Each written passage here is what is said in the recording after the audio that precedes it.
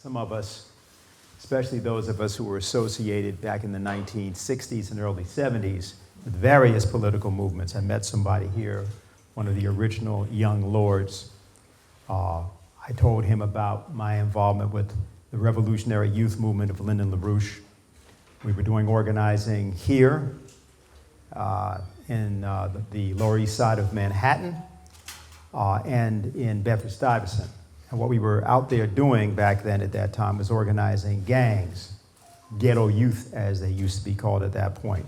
And remember that we had a meeting, it was May of 1973, and it's relevant to the time that everything happened here, which was 1972, the gang truce of 1972, which came about as a result of the murder of someone, execution of someone who was trying to unify people and do exactly the kind of thing that Ponce has been doing. As a result, there was a gang truce, but then the issue was, but how do things actually improve? How do things get better? How do you actually go from a situation of anger and gang violence and that kind of thing to a better life for people? The reason this is important is because we would be lying if we tried to represent the notion of prison and the imprisonment of people as being merely some sort of sociological question, either here in the Bronx or in Gaza. I referenced before the individual, the economist and statesman Lyndon LaRouche, who I worked with. He went to jail for 5 years. Friends of mine went to jail. And they didn't go to jail because of any violence they committed.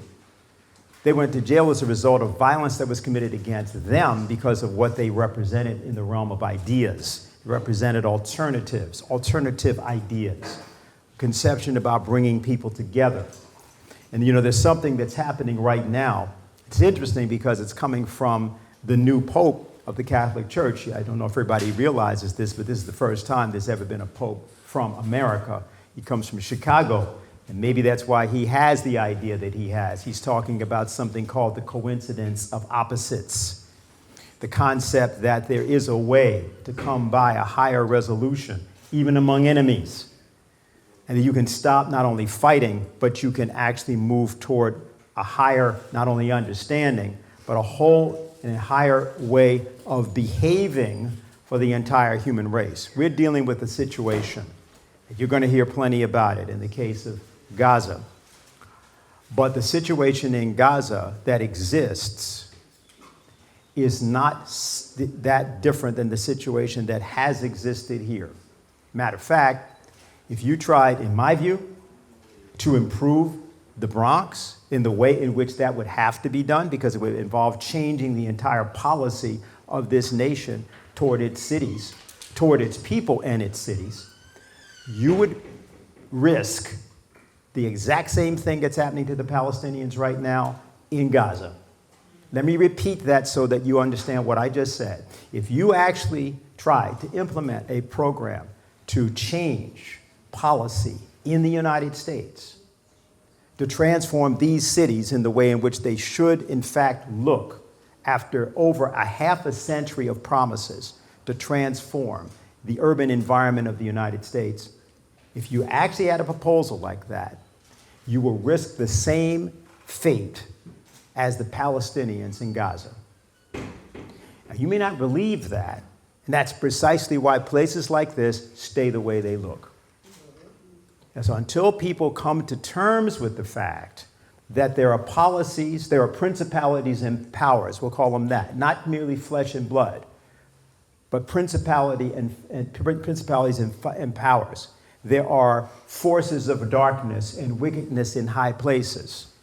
And that's what causes good people to do bad things that they don't intend. You're going to hear from two such people, and particularly Tony. He'll tell you all about it.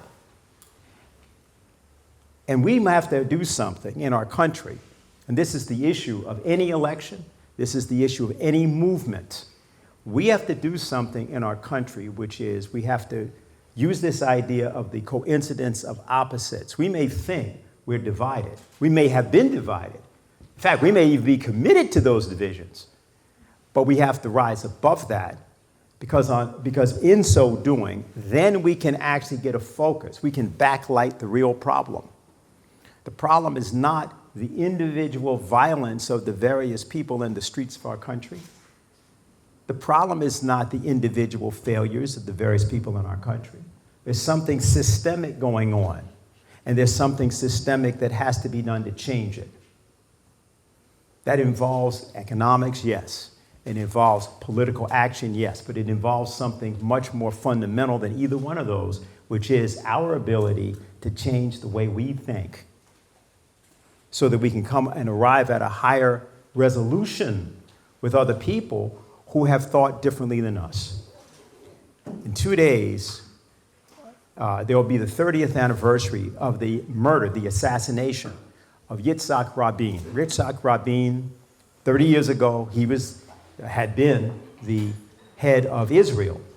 And he had killed Palestinians for years. He'd been the defense minister, and he'd been the prime minister. And they had a policy of doing something not much different than what you're seeing there now. But he had so much blood in his stomach at a certain point. He said, I'm sick of this. We got to change this. This is not going anywhere. And so what he did was he began a set of negotiations. Now, he's criticized for what he did, but here's what he had to say. He said, meeting with Yasser Arafat in Washington, D.C., I want to give a toast to all those that have the courage to change their axioms. By axioms, what he meant was their preconceptions, their prejudices, their deep convictions about the inferiority of other people, about why they were the enemies of other people, that it was necessary to change that. He was assassinated by an Israeli extremist, the same sort of Israeli extremists that are carrying out what's happening right now in Gaza. And that is, of course, the lesson. Whatever you see people do to others, they will ultimately do not just to you, they will do it to themselves. Do you know that Adolf Hitler, at the end of the war, flooded the subways of Germany to kill the German people?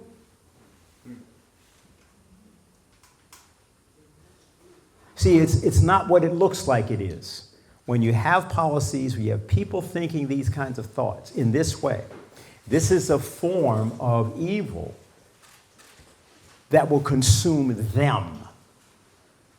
And so our job here, just as people, we're not talking about just political campaign. We can get to that. You and Jose will do all that for you. And you want to talk about that, that's fine. But you know, one of the things we know about the Bronx, everybody here will tell you. You go right out here in these streets right now and talk to people about elections. They say, why the hell should I vote? For what? It goes on and on and on and on. It's 53 years since I've been trying to do something, and other people here have been trying to do something. So people don't believe in that. They don't believe in elections. Well, what would we have to do? How are we going to get a change? You're going to do it violently? Is that going to work? Are we going to be passive? That doesn't work. What are we going to do? We have to have the courage to change the way we think. And these individuals who are about to talk to you represent exactly that. They've been doing some things, including down in Washington, D.C. And they're not elected, but they are doing more than the Congress of the United States is doing. This is exactly the point. We have to decide, and we may have to invent it. I'm not telling you we all know how this is going to work. We have to decide that this is a time that each one of us has got to go beyond what we think we are capable of, because there's something bigger at stake. Everything is at stake. So we're individuals, but we have to think as though we are trying to work together to change everything which is at stake, not just in this country, but all over the world. And so I'm glad some other people have now come in, and that way they get to hear. And we're going to start, first of all, with Josephine Guilbeau, She's a veteran, she's a mother, she is a crusader, and she is a person that believes the idea of justice requires that you speak truth to power, but you also have to speak truth to the powerless, the so-called powerless. The people that think they don't matter, the people that think they can't change things. And so it's always good to see her here, I see her around, and I want to pass the microphone to her.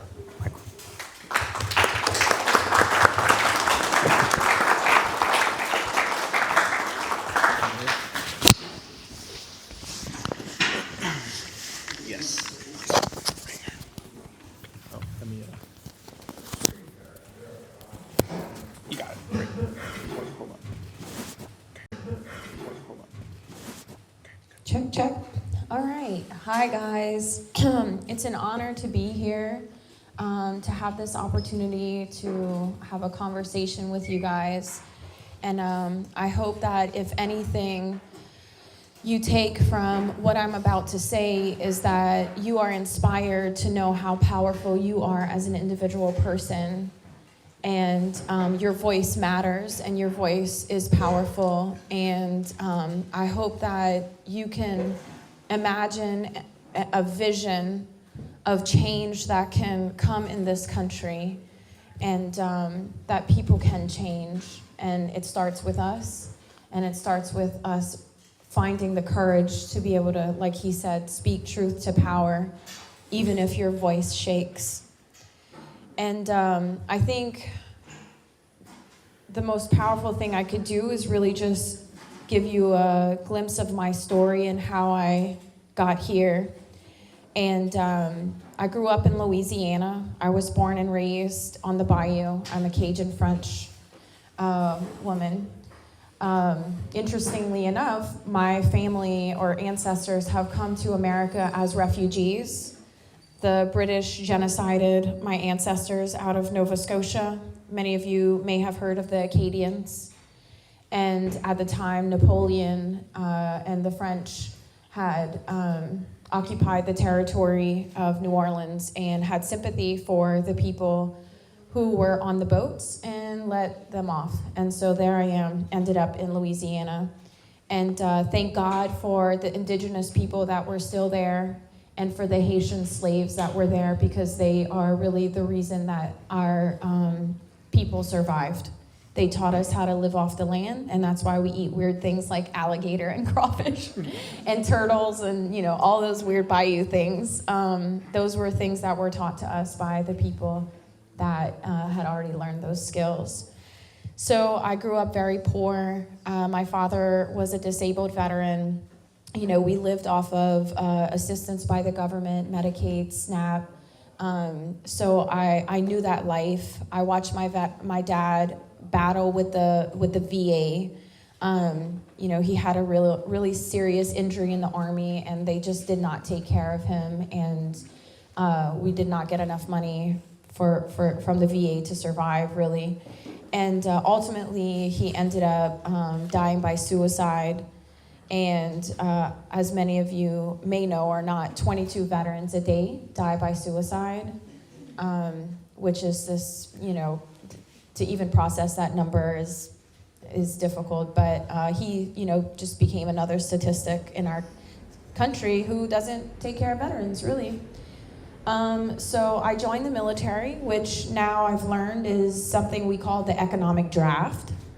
It's basically, systematically, the country keeps people in poverty to be able to join the military. It's a form of recruitment, because we don't have other options. You know, we're not dealt any cards to be able to go to college, or our family doesn't have money to be able to hand down to us so we could start a business.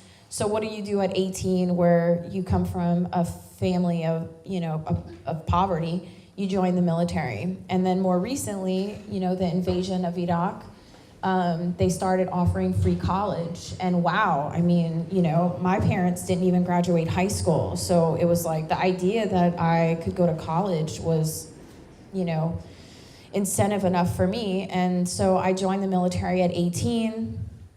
And born and raised Republican, predominantly environment, super right-leaning, devout Catholic. I didn't really meet any other people or religions until I joined the military. Everyone I knew was Catholic, and I never traveled outside of Louisiana, really, maybe here and there to like Mississippi or Texas, but just very closed-minded and just, only exposed to my own environment. And I carried that environment into the military. I carried that level of brainwash and programming in my childhood into the military, where it was almost validated.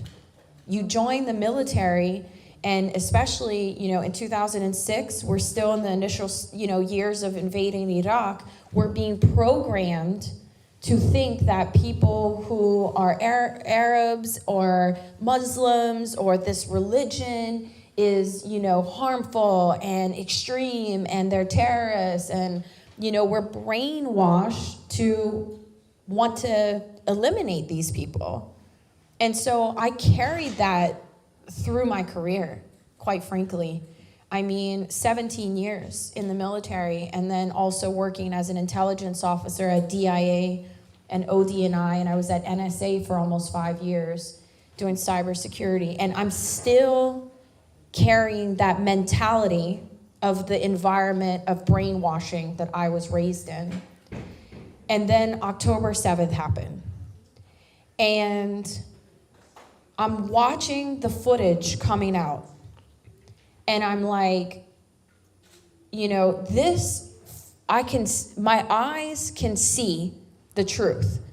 But my government, whom I trusted blindly, these institutions that I trusted blindly, were lying to the American people about what was actually happening there. And that, it was these mass slaughtering of children there.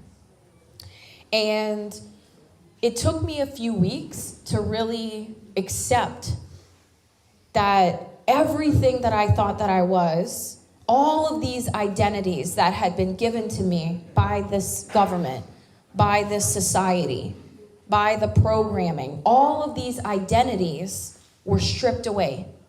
And I was almost left as an empty vessel. Everything that I thought that I was had been stripped from me in a matter of weeks. So it took me some time to find, my purpose. What was I gonna do with myself now? I was in a place of darkness and, just searching for what I was gonna do. Who was I? I was nobody, right? I was just some veteran from Louisiana. What was I gonna do about this truth that I had been given, this truth that had been revealed to me? What was I gonna do with that? What kind of power did I have? And so Aaron Bushnell self-immolated in February. Aaron Bushnell if you don't know who that is, he was an active duty airman who the truth had been revealed to him about Gaza and what had been happening to the Palestinian people, and his soul could not live in this world anymore. And he lit himself on fire outside of the Israeli embassy in DC.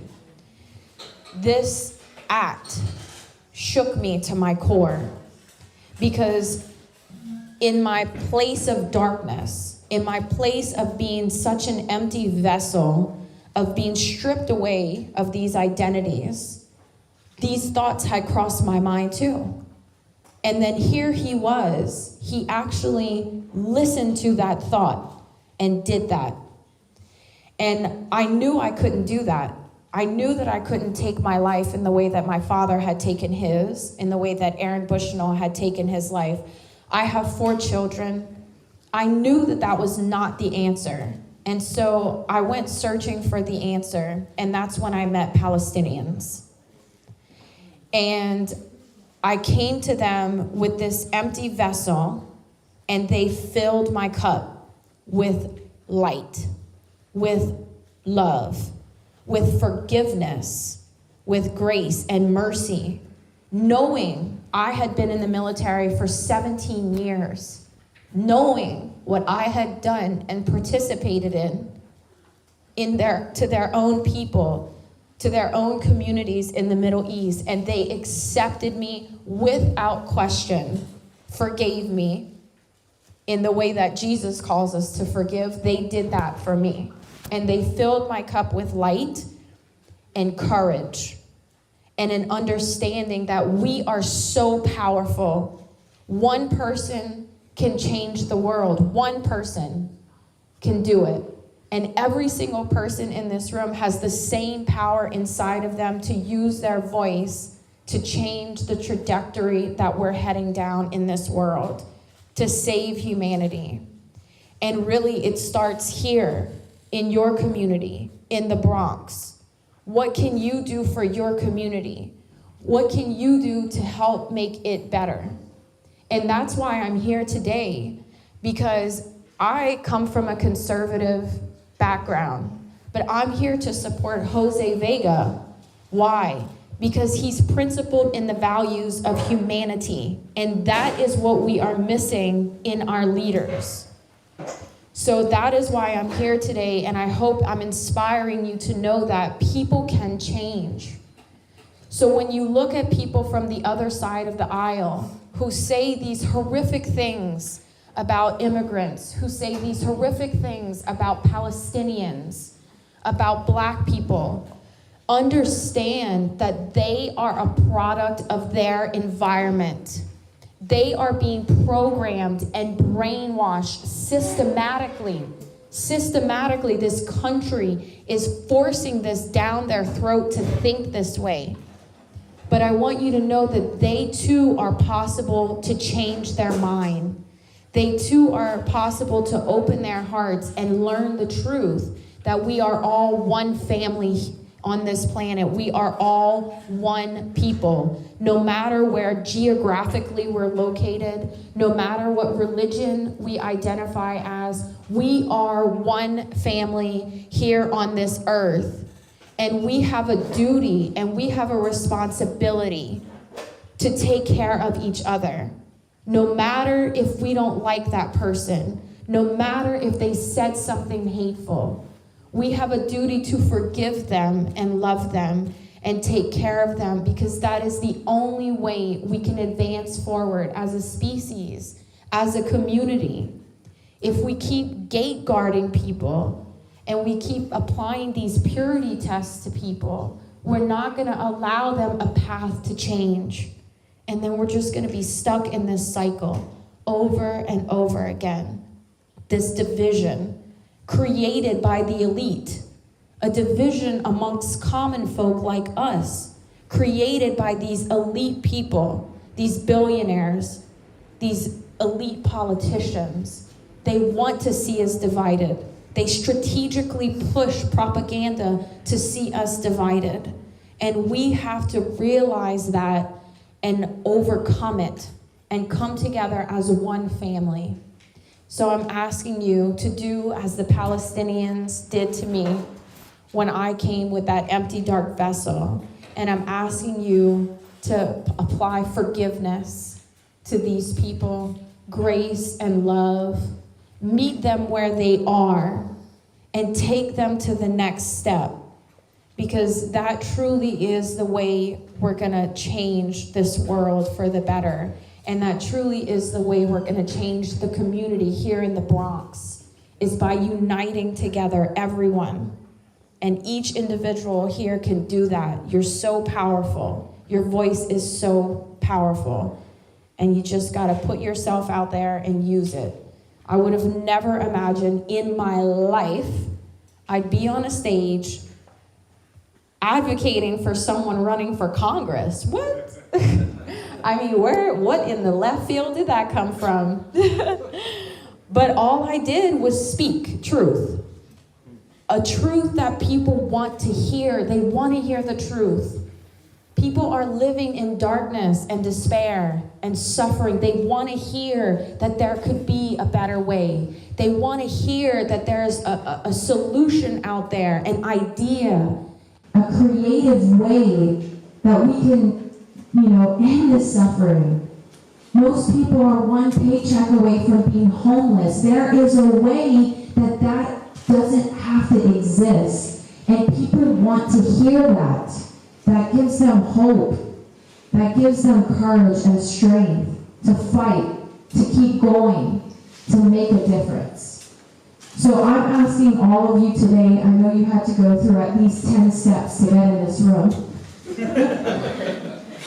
That means you're dedicated. That's what that tells me. That means you're dedicated to seeing change, especially in your community, and dedicated to Jose. So I ask each and every one of you, if you are not involved in his campaign in any way, please get involved. Speak with him.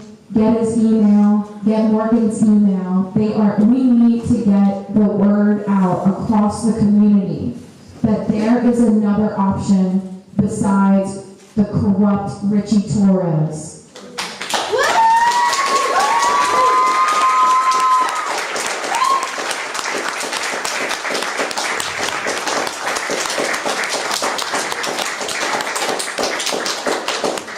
And also, get each other's contacts. Every time I organize large groups, I say, before you leave, you need to get 2 numbers of someone you don't know. This is how we organize. This is how we fight. We become creative. We do the work. We become a community. Together, the people who are dedicated, the people in this room. Look how many people are here. Imagine if we put our ideas together, what we can do, how much further we can go. So please, before you leave, exchange information, get Jose Vega's campaign, Morgan's email, and say, what can I do to help you? So thank you for having me. I'm open to any questions when it's Q&A time, and thank you guys.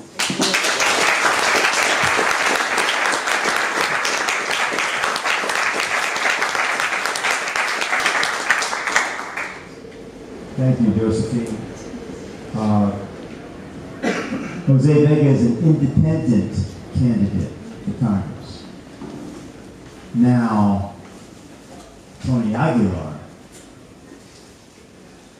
he became so independent that many of us who encountered him, mainly through watching him on something like Democracy Now! Or the various other interviews, became deeply concerned that he stay alive.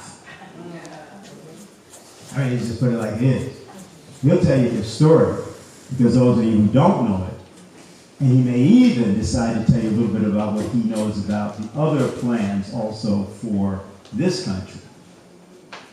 He's speaking out, and it shows you something about the American veteran, the American soldier. It shows you that there are people that believe in the existence of something called the United States Constitution. And they have taken an oath to that. And they are prepared to fight against enemies, foreign and domestic. So Tony is out here, and I'm going to let him, of course, tell his story, but I think everybody, as you listen to this, I want you to think about all those things that people tell you about people who speak out, and because they spoke out, they got killed, they got assassinated. You know what? That is a fundamentally untrue statement. No, what happened was they spoke out, and people heard them and did not act on what they told them, and therefore certain things happened. So I want you to be thinking about that as you hear this story, if you've never heard it, and reconsider it if you have. So, Tony.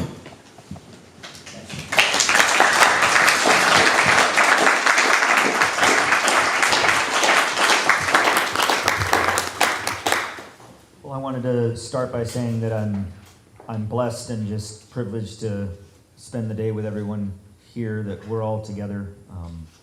I love New York. My mother's from New York. My family on my mother's side is from New York. My My uncle, whom I'm named after, served a career in the New York State Troopers, died on duty. I went to school in New York. So I love New York, and being right here today, here in this, this grassroots gym where a man took a dream to help other people, and we're getting to share this space. Earlier today, Josie and I went to Mass at St. Anthony de Padua, which was great, and spoke with the nuns of the Covenant, who are the group from Mother Teresa's Covenant, and it's just been a great day. But this is America. America is not ballrooms and galas in Florida and private airplanes flying across the country to go visit ICE agents. That's not America. This is America. And this is why it's so important to me to speak out, because this is the America that I love. They're asking if you can stand. I'm going to stand? Okay. But this is the America that I love and that I sacrificed for 25 years in uniform. Give you just a quick backstory on May before I share not only what I saw in Gaza, but how that has concerned me for further what I see here in our own country. And that, I served in the Army for 25 years. I joined when I was 17. I wasn't even old enough to vote yet when I joined. Throughout my entire military career, it was so important to me to remain apolitical, because as an officer, we're called upon that I never voted. The first time I'll vote in a presidential election will be in 2028, and I do not intend to vote for Trump's third term. The guy's got hats already. In my time in service, one thing that I always held true was my oath as an officer. Josie and I both served as officers. And I think what's important to understand for anybody that has seen the military from the outside is that as an officer, and why you can trust your military, the institution, not the people necessarily that have agendas, but the institution, is that as a United States Army officer, when I raised my right hand on the day that I was commissioned, this was my oath, that I, Anthony Aguilar, swear to uphold and defend the Constitution against all enemies, foreign and domestic, and that I take this obligation freely without reservation. Period. That is it. Nowhere in my oath do I take an oath to a president, to a Congress, to a political party, to money, to a contract, to a religion, to a certain ethnicity, and certainly not to a foreign government. And that obligation and that oath, 25 years in service, in March I hung up my uniform, but I don't feel like I hung up that oath. It's still a part of me and who I am. My time in service was pretty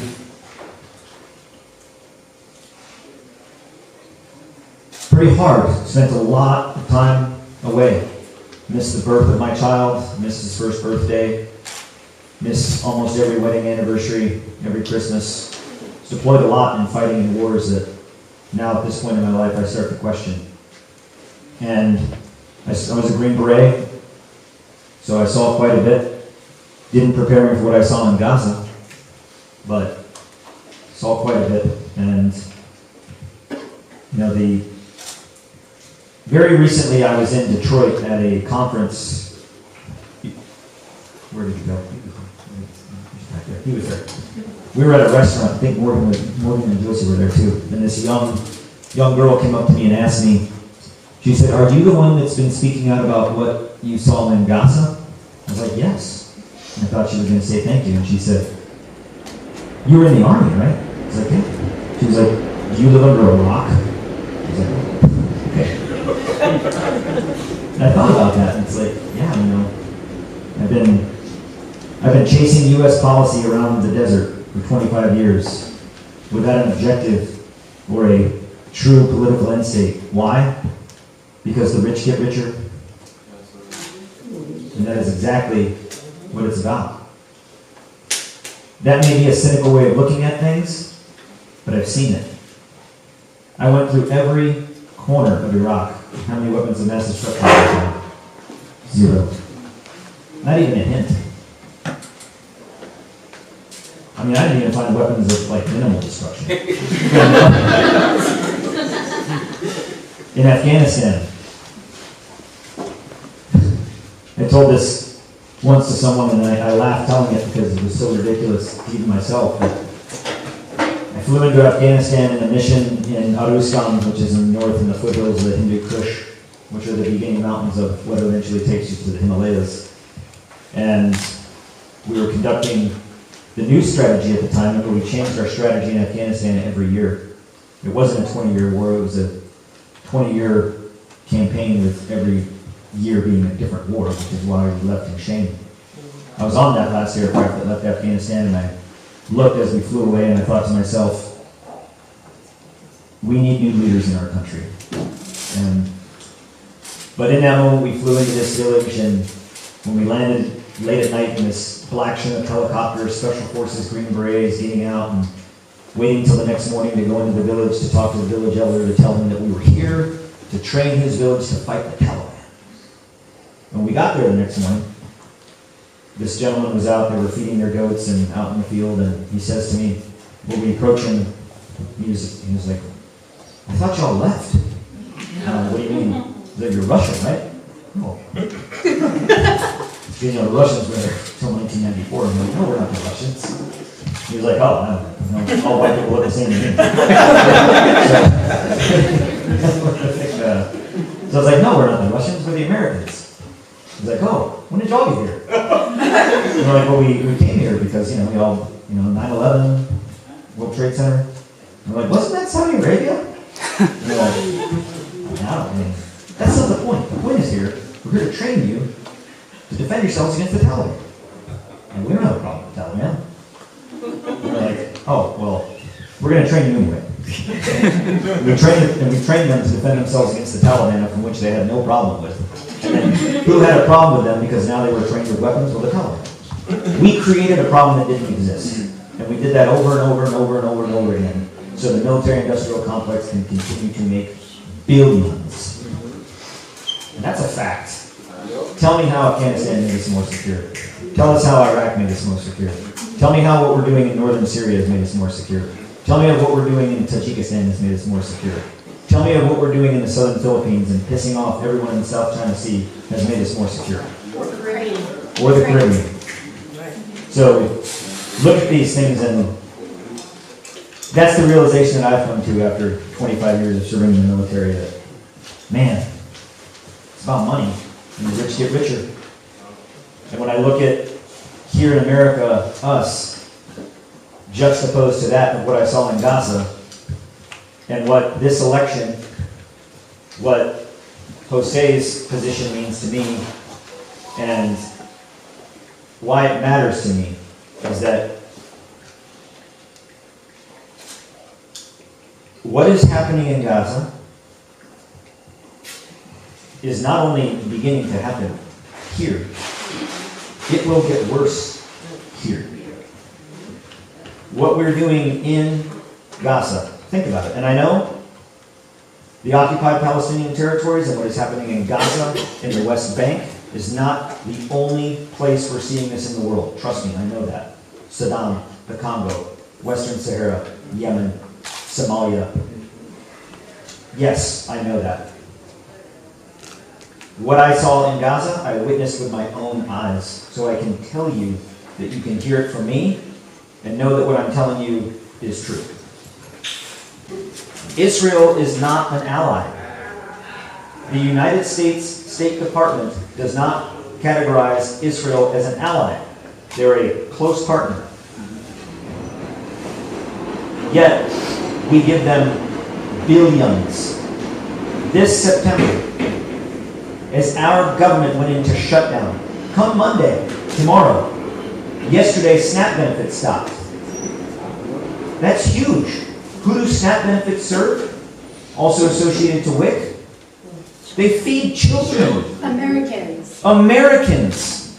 That feeds Americans and American children.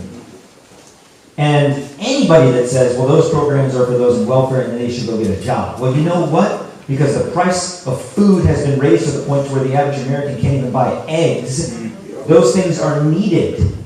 And yet our government, who, mind you, they all still get paid, shut down for the weekend to go to Kennebunkport or to their mansion in Florida, and we suffer and starve and die. That's what's happening in our country right now. That's not the Soviet Union of the 1950s. That's not China. That's not Venezuela. That's not Iraq or Afghanistan. That's here, in our country, where we, the people, have the power, and we give it away. They're taking away our jobs, though. There are no jobs to get. You're right. They make jobs even harder to get, basic ways to live. And we see this every day, and when we have elected officials who take AIPAC money, they aren't there to represent you and I and all of us. In Gaza, today, bombs still drop.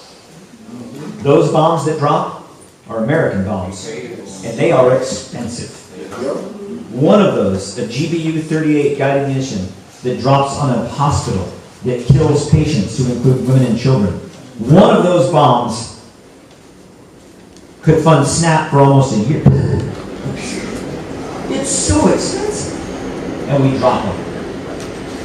Torres gives money, takes money from AIPAC, and votes for that.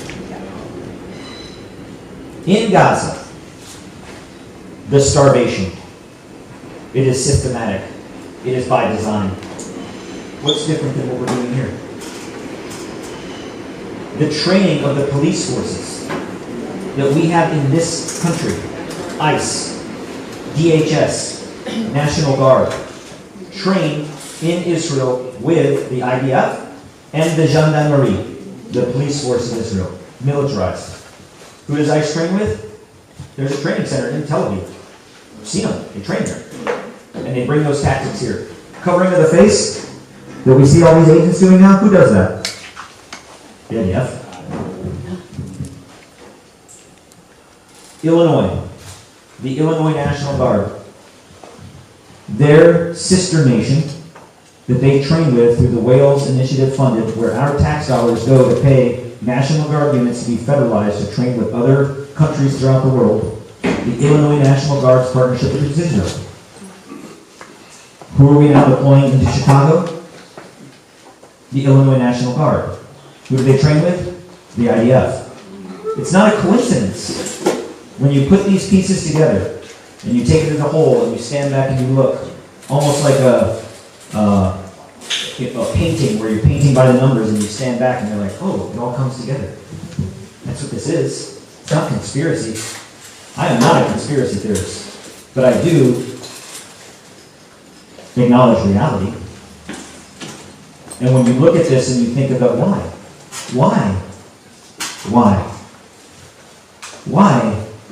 are children being slaughtered and starved to death in Gaza? Why? October 7th? Don't lie to yourself.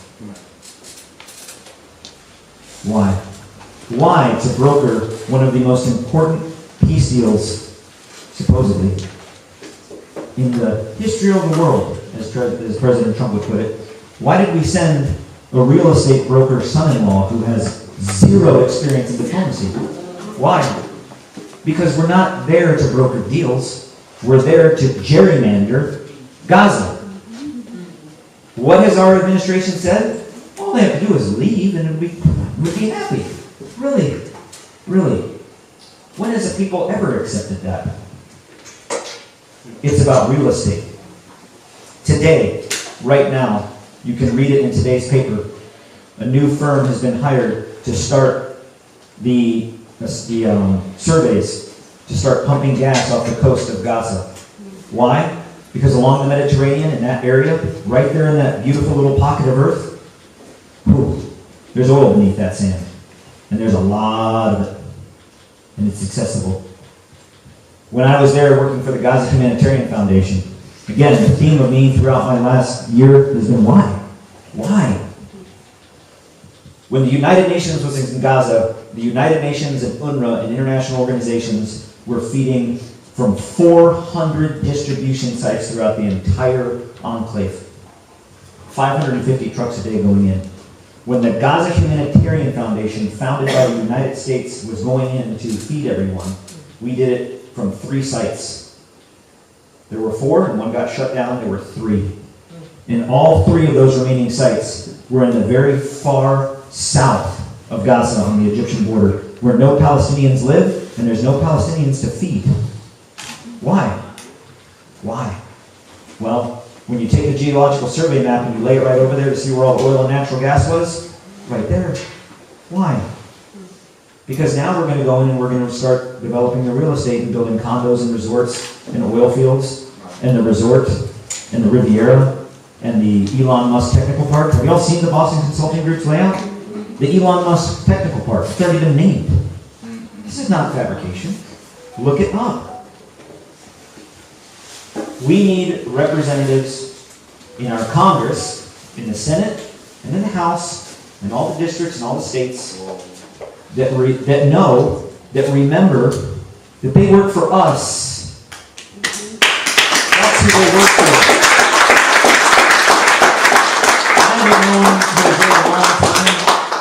We're not old college buddies that, went to Tufts University and went to a fraternity together, and, he's got dirt on me, so he's like, hey, Tony, support me in my campaign.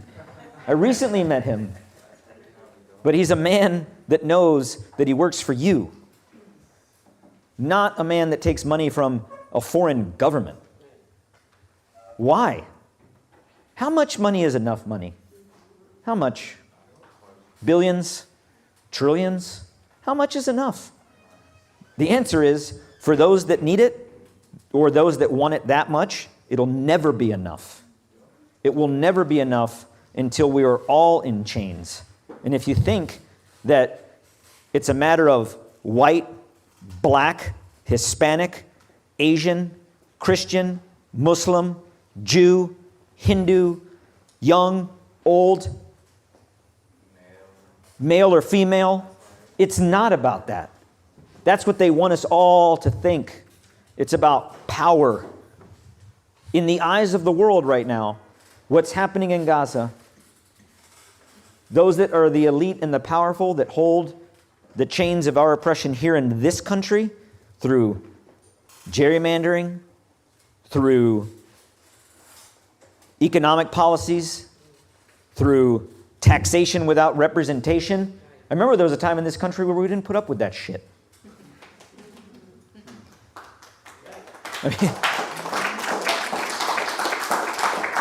And yet here we are, before Josie and I got arrested in Congress on September 3rd. And I'll tell you, that's one of the proudest days of my life, and I'll tell you why. It is. It's one of the proudest days of my life. The night before, I took a little walk over to Jefferson Memorial into the obelisk, and I just stood there in the dark and I looked. I thought to myself, what would you think, Jefferson? I'll tell you, he would not be happy. He'd be like, what are y'all doing? God. He'd be rolling over in his grave. He'd demand a revolution. And when we walked into Congress that day, it was a series of actions before that. We didn't just willy-nilly hey, what are you doing today? Oh, not much. Let's go mess with Congress. We had a plan. And for weeks, in fact, when I first returned home with Human Rights Watch had gone to Congress, Doctors Against Genocide, many a day spent talking with Congress and other organizations and looking our lawmakers in the face, bicameral, bipartisan, looking them in the face. This is what's happening in Gaza with our money. And you know what they all said to me? Not one of them said, oh my God. Not one. You know what they all said? We know. I kid you not. Hand to God. We know. Oh, really? You know? And you had 3 categories. those that are trying to break through to do something. There are some. Those that say things like, oh, it's complicated. Oh, a lot of go, it's not complicated. It's not complicated. And then you have those that say, we know, and oh, are we behind it? Because it's the right thing to do. And all those that go and say it's the right thing to do, and it got to the point with going with Doctors Against Genocide that I could walk into an office and based on how they responded to a simple question, can we all agree to put everything over here on this table, and can we just all agree as a human species that murdering and starving children is wrong? Can we just agree to that? And based on the answer to that question alone, I could tell you who takes money from AIPAC. Because they're told to say that. You can see it in their eyes. When you show them a picture of a father holding their starving child that died. Look at this. And they say, oh, it's complicated. This is not complicated. You're corrupt. You're compromised. You're complicated, not this. Do not put your problems on us. Do not put your weakness and your compromise on us, the American people.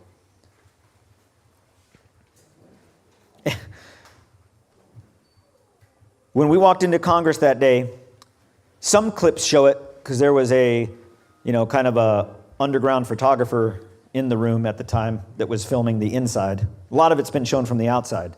But if you look what happened on the inside, as a U.S. citizen who served for 25 years in uniform, who was wounded for this country in fighting its wars, who lost many friends and soldiers that I led,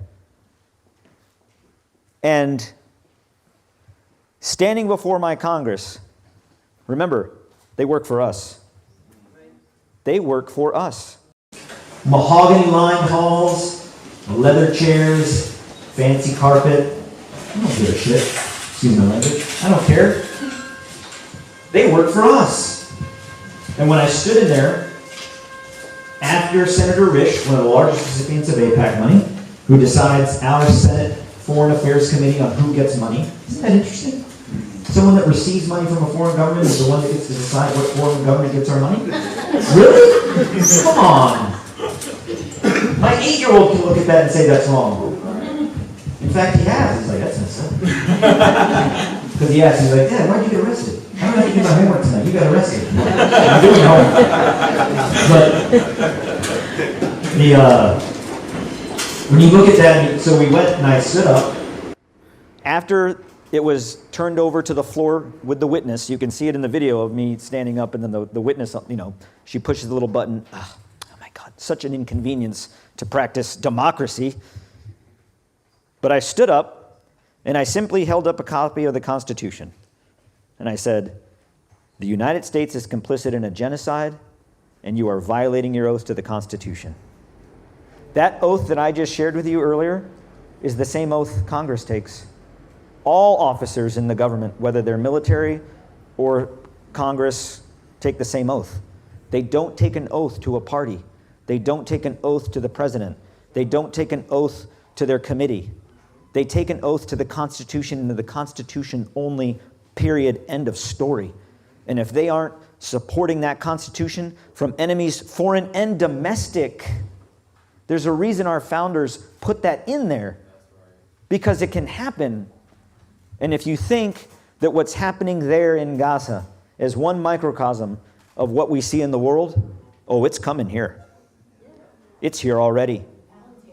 Palantir, gerrymandering, cameras, registrations, every bit of which they do to us, because they think one of three things. Some of them think it's all three.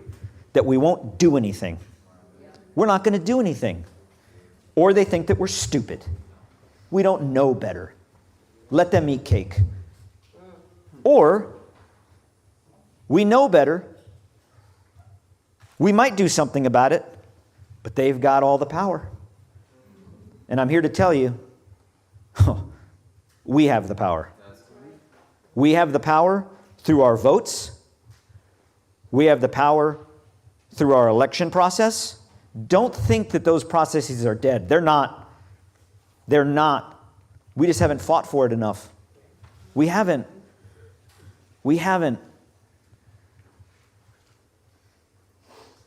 When I first met Jose and he talked to me about his position, his platform, we drove around the Bronx. He drove me around. I did. And as I went, we drove around the Bronx and visited in places. I couldn't help but think of my own neighborhood that I grew up in southern South Texas, in a largely predominant Hispanic community. One more thing about some of these congressmen that I think just is absurd that you should know. I spoke with one, and they said to me, well, don't you have concerns about your position in speaking out because should you be here? And I'm like, what do you mean, should I be here? I was like, in your office? And they're like, in this country? And I'm like, I was like, what does that even mean? I was like, what are you talking about? They're like, well, our staff looked into it and you're Hispanic. And I'm like, first of all, correction, I'm Mexican. Second of all, you needed research for that? I was like, my last name's got like 4 vowels in it. It's pretty easy to make that connection. Like, that's not hard. Like, what do you mean you researched that? I was like, do you pay somebody for that? And I was like, but yeah, I am Mexican. I was born here, and I served in this country for 25 years in uniform. And I was like, I looked up your resume, and you haven't done jack for this country except serve in Congress. And you're not even good at that. Second, my parents were born here, both of them. My grandparents were born here, both of them. My great-grandparents were born, and my grandparents on my father's side live in the same piece of land that was part of Mexico before Texas was bought. And they didn't move, and they just stayed. I was like, my family's Nate. I was like, what are you talking about? I'm not supposed to be here. And I was like, do you really believe that? I was like, you're more of an immigrant than I am. Like, you're 2 generations removed from not even living here. What are you talking about? It's ignorance, and they expect us all to be stupid. Yep. And we can't put up with it anymore. I'm telling you, right now, 2025, 2 months away from going into 2026, we cannot wait any longer. Tomorrow is too late. Right. If you think that things are going to get better without our action, think again. Think again. Because just look in the last month. The milk in my refrigerator has lasted longer than the ceasefire. If it ever was one. And I drink whole milk. That shit expires quick.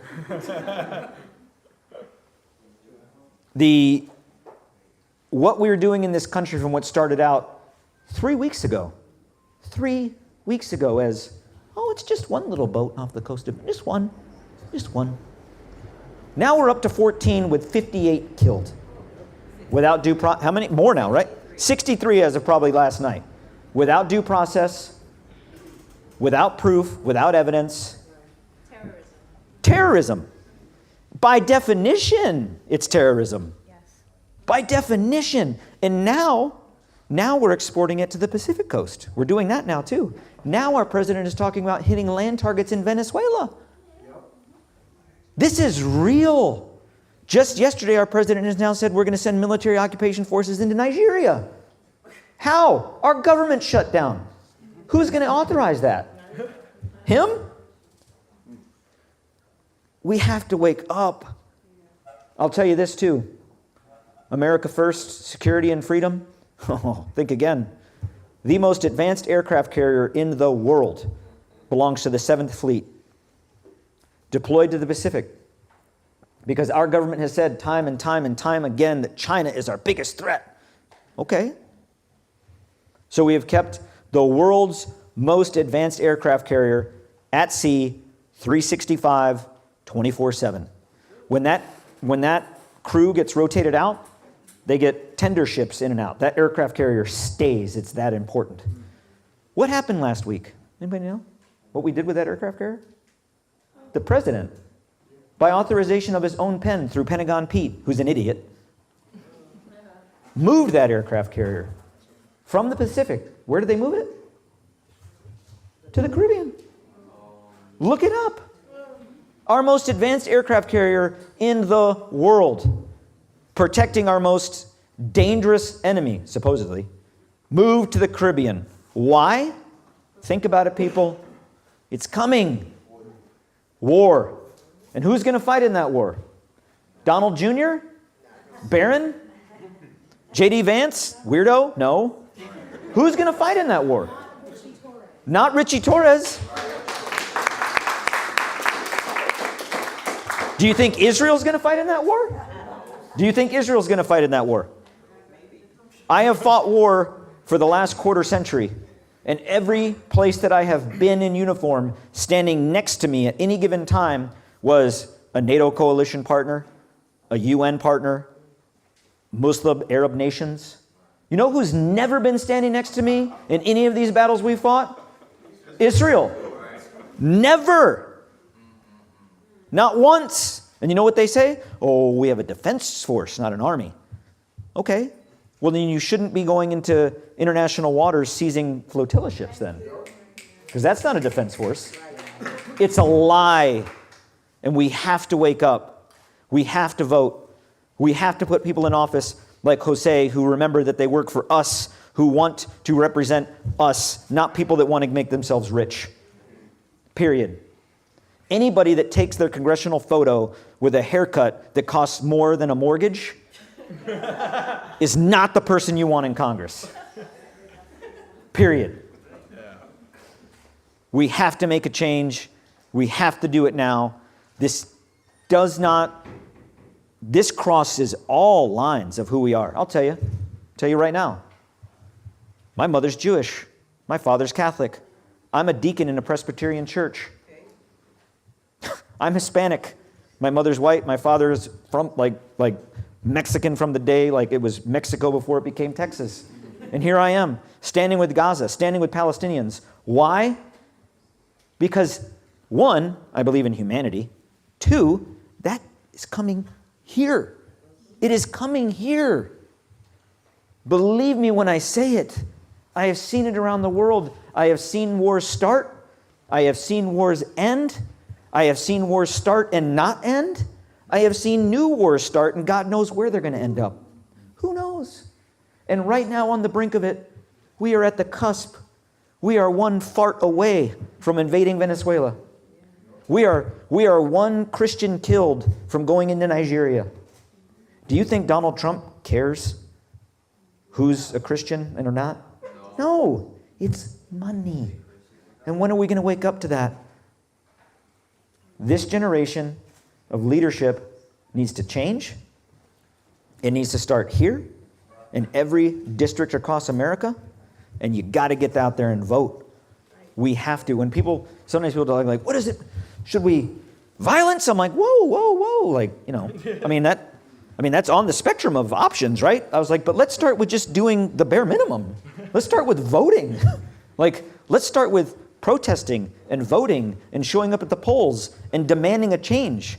Like that, we might need that, but let's just start here. We've got termites. Let's blow up the house. Well, no, let's start with some treatment first. So let's start with exercising our civil rights. That's what we need to do.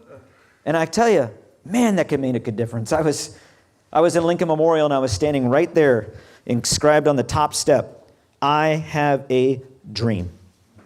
And when that speech was given on that day from that position, and you look at Martin Luther King Jr. speaking to the nation, can you imagine if when he gave that speech there was like 4 people there? No, millions. It takes all of us. For one Starbucks coffee, stop drinking Starbucks for a month, save that money and get a bus ticket and go to D.C. It's worth it. Whatever it takes. I go to D.C. and I sleep in my truck. Sometimes. Sometimes if people are like, we pull together like an Airbnb and, sleep on couches and sleep on the floor. But most of the time I'll just drive there and sleep in my truck. Me too. Yeah, we'll just let's go. We're going to protest? I'm in. Who are we protesting? Got it. Ready. Let's do it. Exercising our civil rights. 1, it's a good thing to do. 2, it's the right thing to do. And 3, it's the only way we're going to keep our republic. Benjamin Franklin said it best, and I think we ought to remember it, when he walked out of Independence Hall in Pennsylvania, and the woman asked on the side of on the sidewalk, What's been decided? Because they were signing the declaration. A republic, if you can keep it. Who keeps it? We do.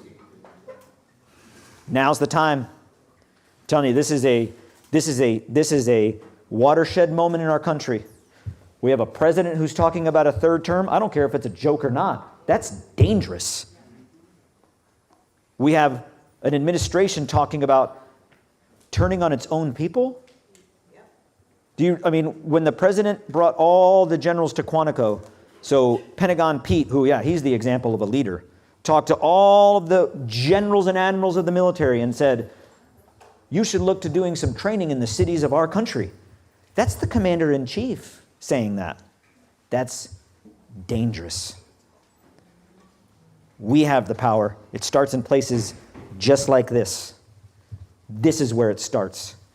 Not in some fancy boardroom in D.C., not in some think tank in New York City. It starts here with us and putting people like Jose into office that remember that they work for us and they serve the people and they're not going to take money from a foreign government. And if Jose ever takes money from a foreign government, I will haunt him in his dreams. I can do that.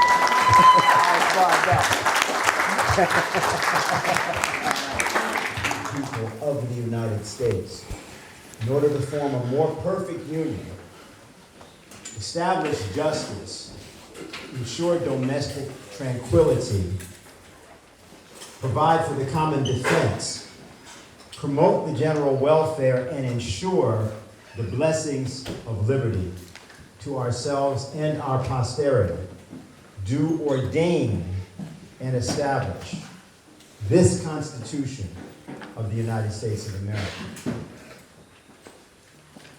Most people don't know the name of the person that wrote that, and also wrote much of the rest of the Constitution. Most people don't know that he gave more speeches, except for, I think, James Madison, at the Constitutional Convention, and that most of them, many of them at least, were opposing slavery. Buried in the South Bronx. Most people don't even know that he was the best friend of Alexander Hamilton. They think something about Hamilton. Don't even know who his best friend was. Jose knows who he is. Jose did a campaign years ago to call attention to this, because he noticed that the site at St. Anne's Church, where this individual was buried, had a lot of problems. No idea at all of honoring this individual. And I tell you this story because it says something about Jose, it says something about this country. Now, if you think the citizens of this country, who may have great respect for the Constitution, all right,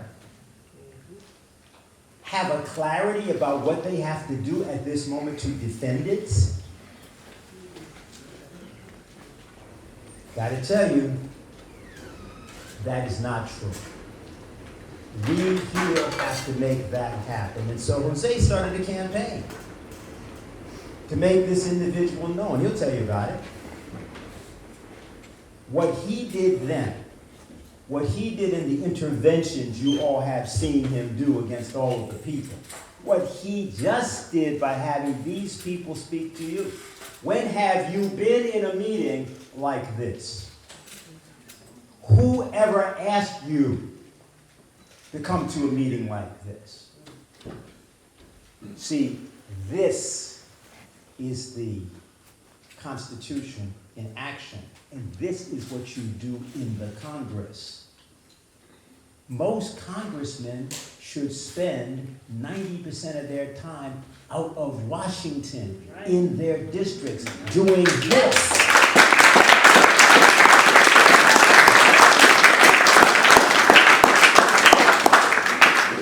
That's how we're going to change it. That's why it's going to be worth it to vote. because that's the idea of how you make an actual revolution, non-violently, creatively, and for all the people. The people start to act differently because the representative is the catalyst of that. And that is who Jose Vega is, and he can speak about it better than I can.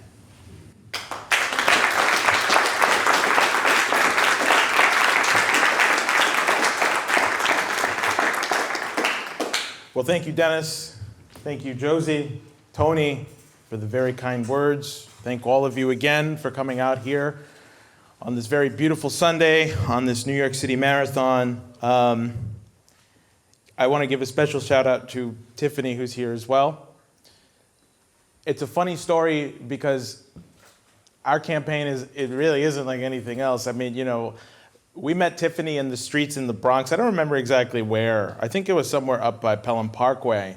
And, you know, she got into an argument with Mike about NATO, Ukraine, Russia.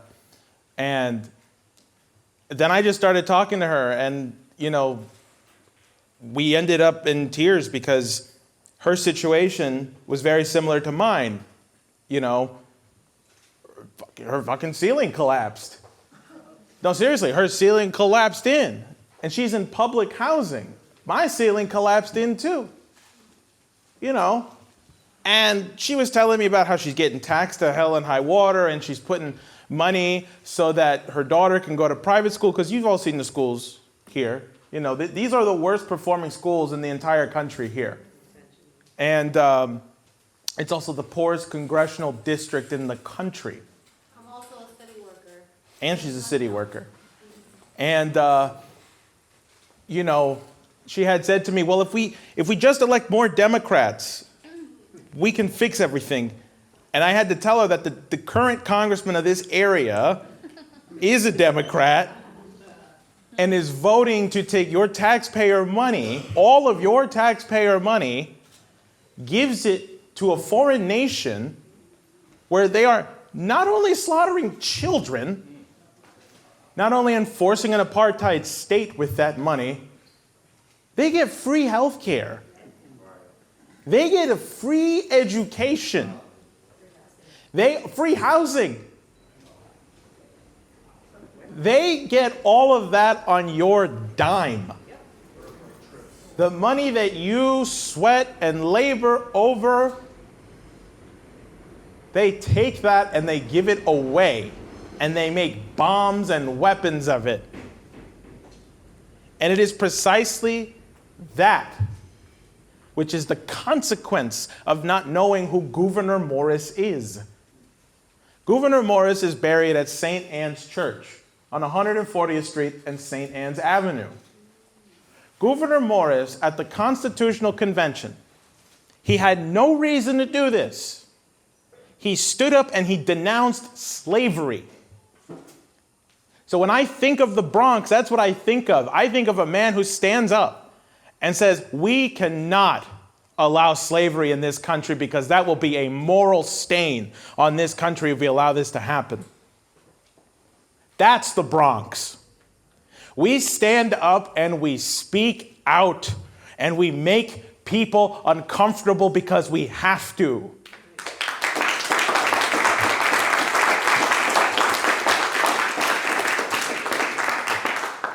Many people know, the interesting thing was when I decided to run for Congress again, first of all, who knows that this is my second time running?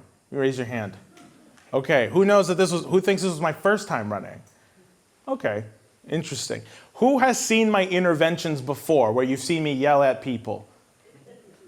Okay. Well, okay. And so, okay. It's interesting because Tyler over there, he saw a video of me in front of Mitchel Houses. By the way, who's here from the Bronx? Beautiful. See, it's interesting.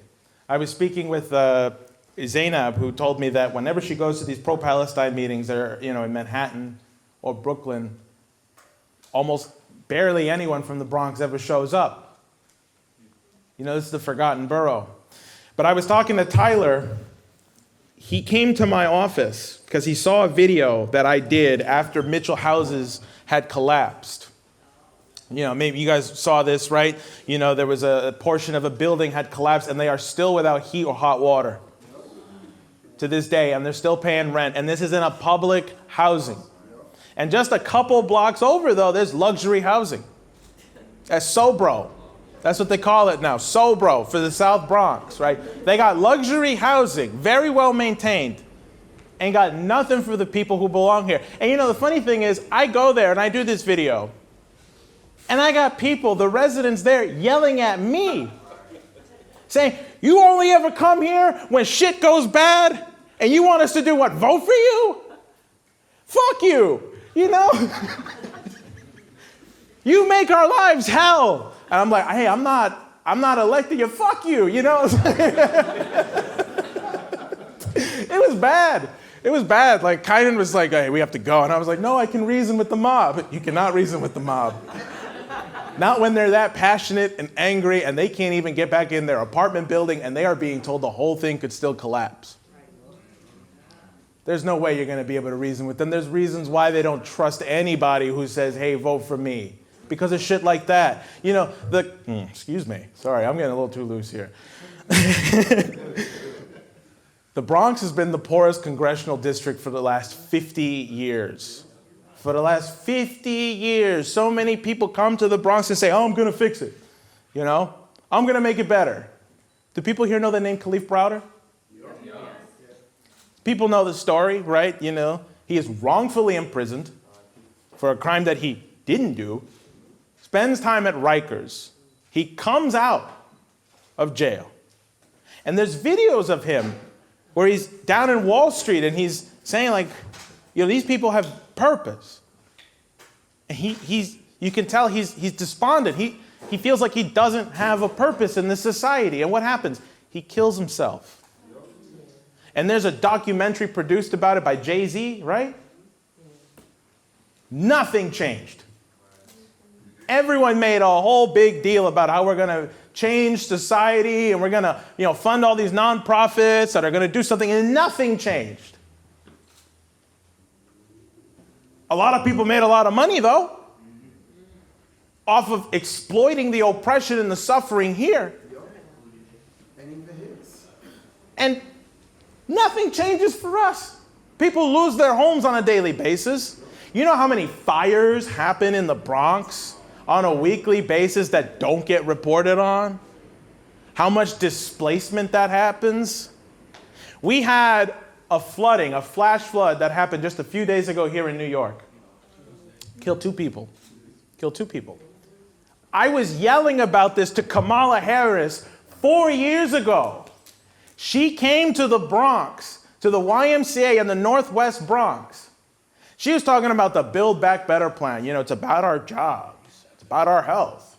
It's about our families. And I stood up and I said, what about the families who drowned?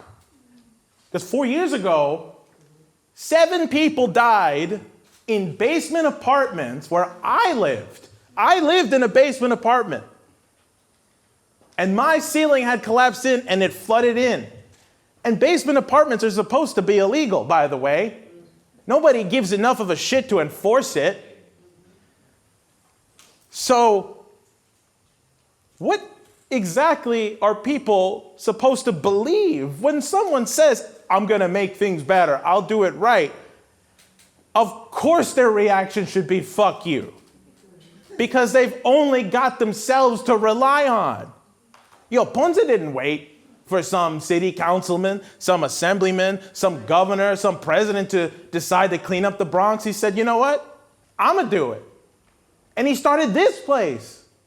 This place here is one of the very few foundations in the Bronx that makes sure it doesn't collapse.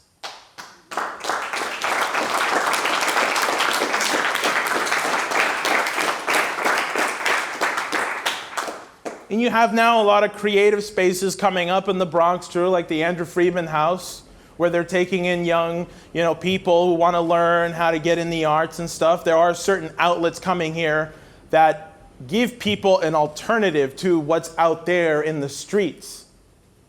But the truth is, if you don't have a higher conception of an idea for a solution, it will not be enough. See, everybody here has to use the principles that are enshrined in the Declaration of Independence and in the Constitution, because that is yours. Whether you liked how it came about or not, whether you think all those founding fathers were slaveholders and racists or not, it is yours. That is your document. And this was something that Malcolm X spoke about in a speech called The Ballot or the Bullet. And he said something so interesting in 1964, just about 8 to 10 years before what would be nicknamed the Days of Rage, where there were 2,000 bombings a year.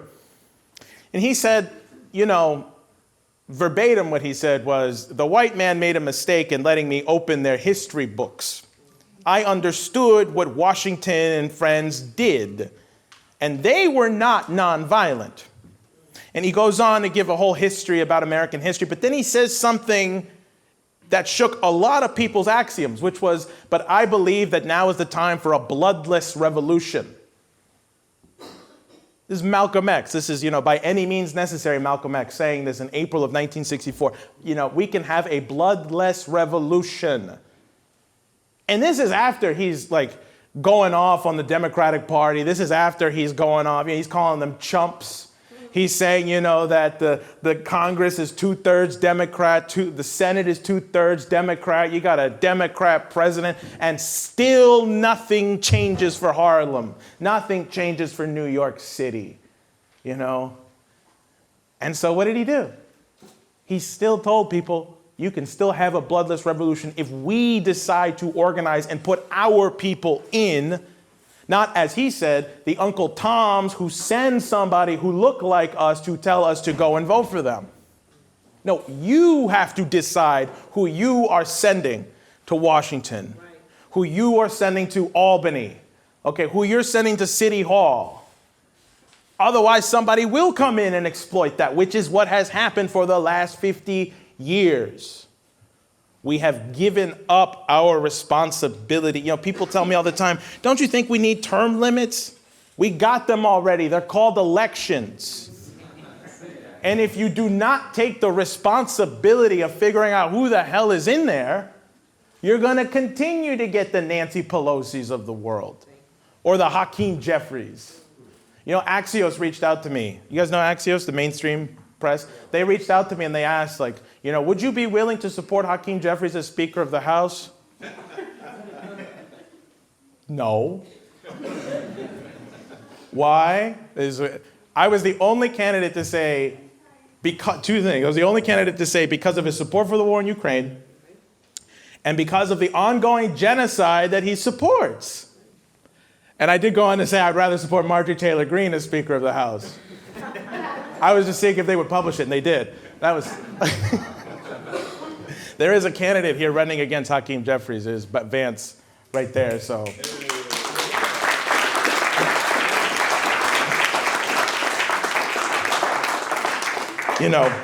But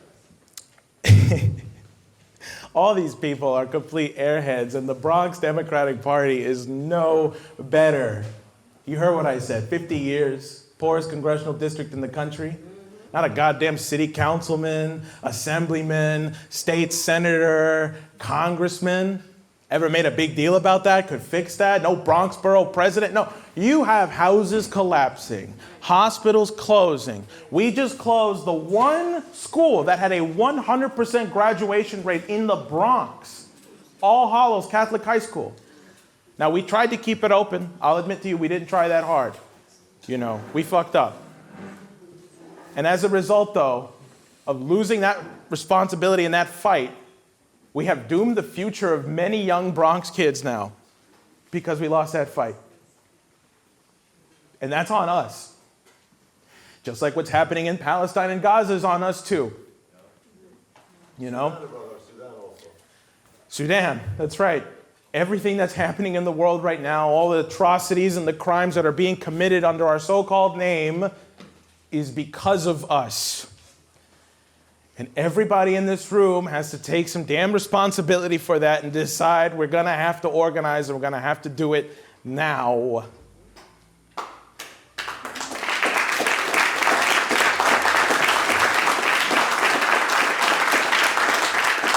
And, you know, it's interesting, right? Because I don't come from some political dynasty, you know.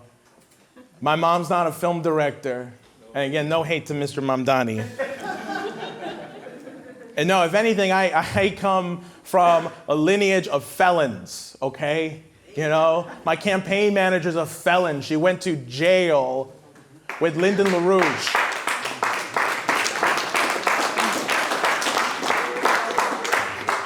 Okay? That's who I got backing me, okay? I got nothing, all right? Absolutely nothing but ideas. In my last campaign, I was sleeping in my car because I believed so much in what we were doing and what we were building, because we have to prove that any American citizen with the right ideas, motivated by a pursuit for truth, should be allowed to run for Congress and win.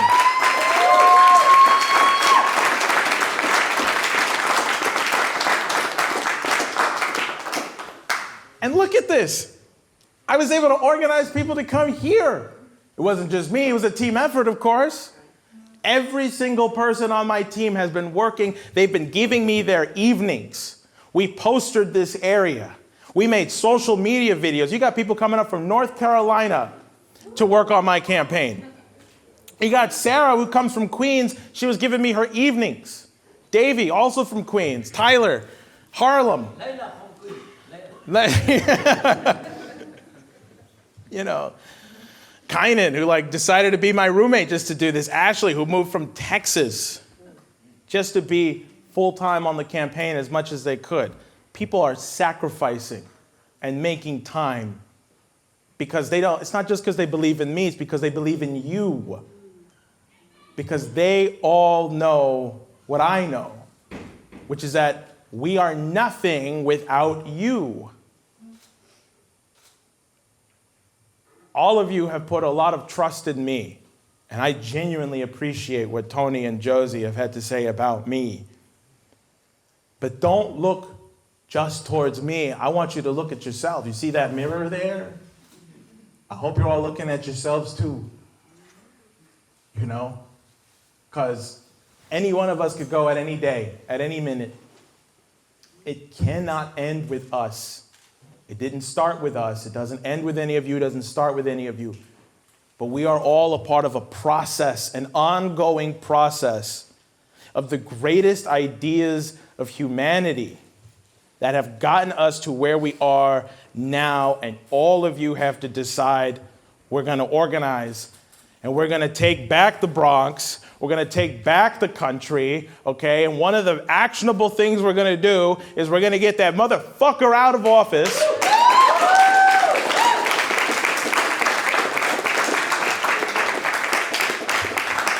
We're going to knock on the doors. We're going to be in the streets as much as possible. Rain, shine. It's cold. It's hot. It's snowing. Whatever it is, by whatever means necessary, we are going to get that vote to get this man out, and we are going to educate every Bronx citizen. We will measure the success of this campaign not just in the winning, but how many people will learn the name Gouverneur Morris and who wrote the preamble of this Constitution, okay? Because every single person will learn what it means to be an American citizen. And only when we educate the constituency will people actually know what they're voting for and who they're voting for. So, I want to thank all of you again for coming out here, for listening to me and Tony and Josie, and we're going to do this. We're going to do this. Every single one of you helping us out here, giving us all the time you can. We're going to do this. Thank you all.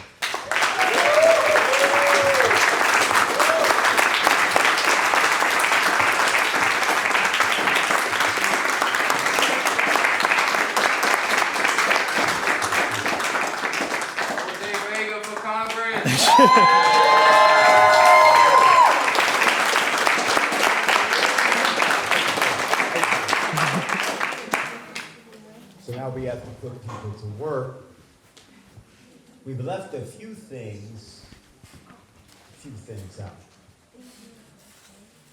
But it doesn't take a long time to talk about them. It's important for you to hear about them. Like a friend of mine and of Jose's, who's here, who ran the United States Senate here in the state of Mississippi, New York, excuse me. We say that about New York because if you know anything about the elections in New York, then you know it makes Mississippi look like Boston, Massachusetts in 1776. You have no idea how utterly corrupt the process is here.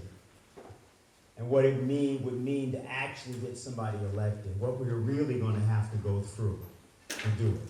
We're talking about it. That's only one element. But just want to give Diane Sare, who's here, sitting here in the front row, a chance to say a few things to you. And then we're going to have questions. Questions? Oh yeah, it's a town hall, so. Very good, because that way we can get to all of those what you can do sides of it. Diane? I know everyone's heard a lot, and so I will not be long-winded, but I do have to tell you a few things. One person that every person in this nation has to get to know is Lyndon LaRouche. Lyndon LaRouche, who was called anti-Semitic, racist, crook, cult leader, fanatic, and everything else, long before it was popular, and waged a battle with the Anti-Defamation League of B'nai B'rith, which is rapidly losing its reputation, was the foremost economist and economic forecaster that our nation has known. And he would have been interested in a little something that occurred while people were out trick-or-treating on Halloween, which is that the Federal Reserve had to rustle up $24.4 billion for overnight lending, a greater amount than it has issued any time since 2020. Now, I know for people from the Bronx, $24 billion isn't that much money, but it's actually huge, and it's indicative that we're in the middle of a total economic breakdown. And that's frankly our advantage, because it means that the people who have had the power, that is the billionaire elites who run this government, because our government isn't run by the people we elect. And as Dennis alluded to, we don't have fair elections. We don't have elections. It's not even really selections. It's rigged from top to bottom to beginning to end. And that is not to tell you you shouldn't vote, because I am convinced that a movement can win an election. And therefore, you have to fight for it. But these people who worship money or crypto coins or gold or whatever else are going to discover that they no longer have the situation under control, and that maybe if they start a nuclear war, they won't have to pay their debt, but they're not going to be here after that either, and neither will we. So I just wanted to share something with you about how LaRouche thinks about economy. And I brought this little, it's sort of a recipe. 97.5 pounds of oxygen, 27 3/4 pounds of carbon, 14 1/4 pounds of hydrogen, 3.9 pounds of nitrogen, 2 pounds of calcium, 14 1/2 ounces of phosphorus, 7.2 ounces of sulfur, 4.8 ounces each of potassium, sodium, and chlorine, and 2.4 ounces of magnesium. What's that? The human body. Yes, it's the human body. Now, which one of you here could go to the chemical mart, get these things, which add up to what's in a 150-pound person, and create a person? Is it a matter of the proportions? Is it going to be like Frankenstein where we, put some water in, stir it all up, and then get an electrode and plug it in a socket and it's going to... No. So what is a person? What is a human being? And if you cannot make a human being, if you cannot breathe life into a human being, what business do you have killing a human being? Now, that miracle, the miracle of life, of a human life, which is not obviously in our body, is the sole purpose of government. It is the purpose of economy.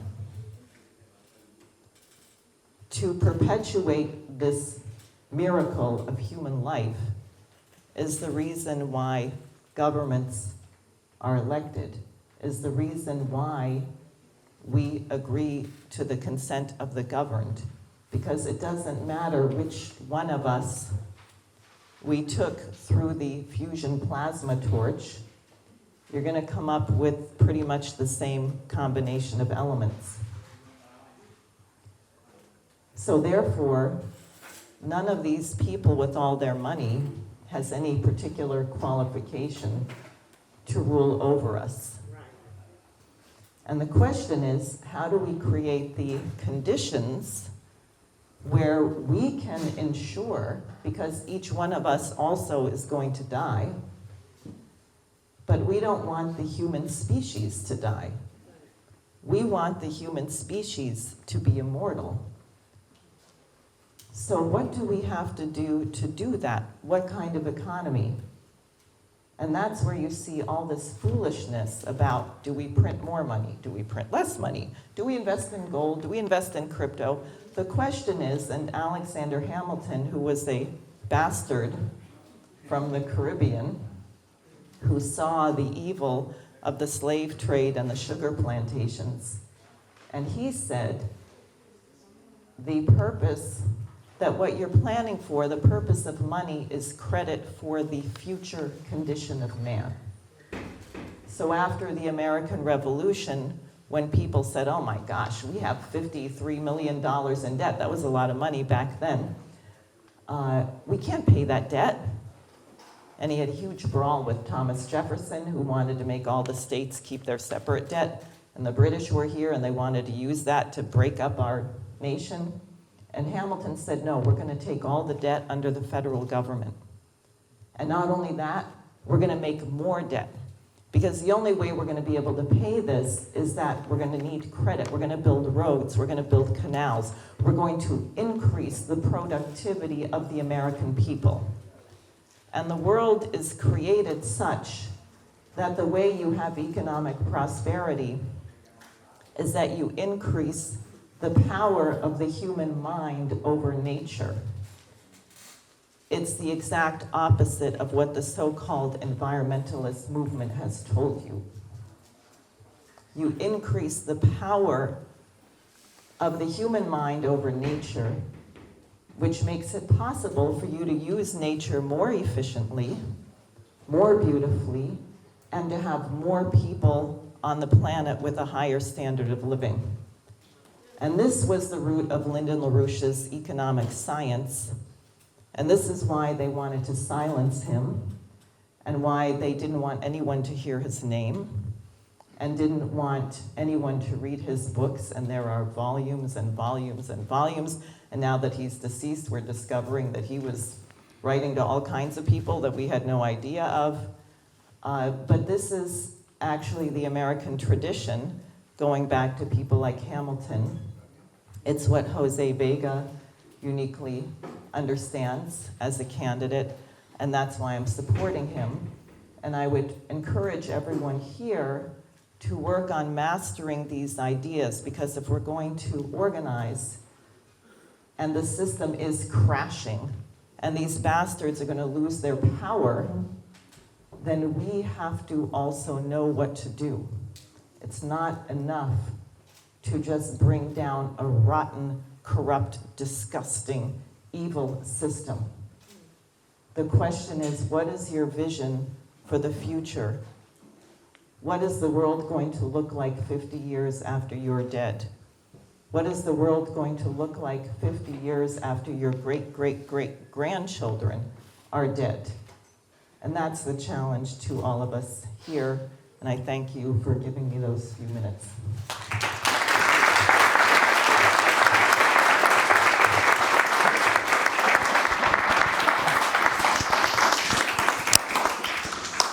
Diane tried her best to elevate the United States Senate. The problem is that 40 plus years of Chuck Schumer will demoralize anybody. We're going to therefore see something else happen, which is not presently going to be said, but keep watching this space, including the space between your ears, because sometime very soon you will be called upon. Keep that in mind. All right, so we're going to have questions now. And I guess the best thing to say here is, people can just get up and say whatever you want. If you have a question, try to direct it to one person if possible, just because other people may have questions. And therefore, we'll try to keep the thing moving. What do you want to do with this setup? Because it probably have to... another microphone right here. Oh, you do? Because we're recording this for posterity's sake. Okay. So I'll just toss this around. You want to go first? Okay. I would also ask people that they leave it to about 2 to 3 minutes. My question is quick. Okay. Yeah, go ahead. All right, so my question to you. Stand.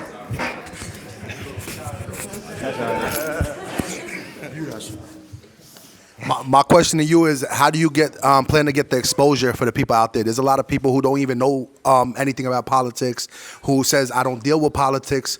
What are your goals to basically get the people that's not into politics? Because it's really hard to change the minds of people who's been manipulated or taught a certain thing for so many years. So, my thing to me is to basically get the people who's not voting and try to show them that there is a change this time, and this time is different. So what's your goals and your ideas to try to reach that type of crowd? Throw it back. All right. Yeah, that's number one. Okay, I got one here too. You all right? All right. All right. Well, good question. First of all, how many, there's like 50 people in the room, or even more. I think there's like 60 altogether, not just the people sitting down, the people up here, right? So you got 60 people here. And we got 12 months till the general election. We got 8 months until the primary, if we go that route.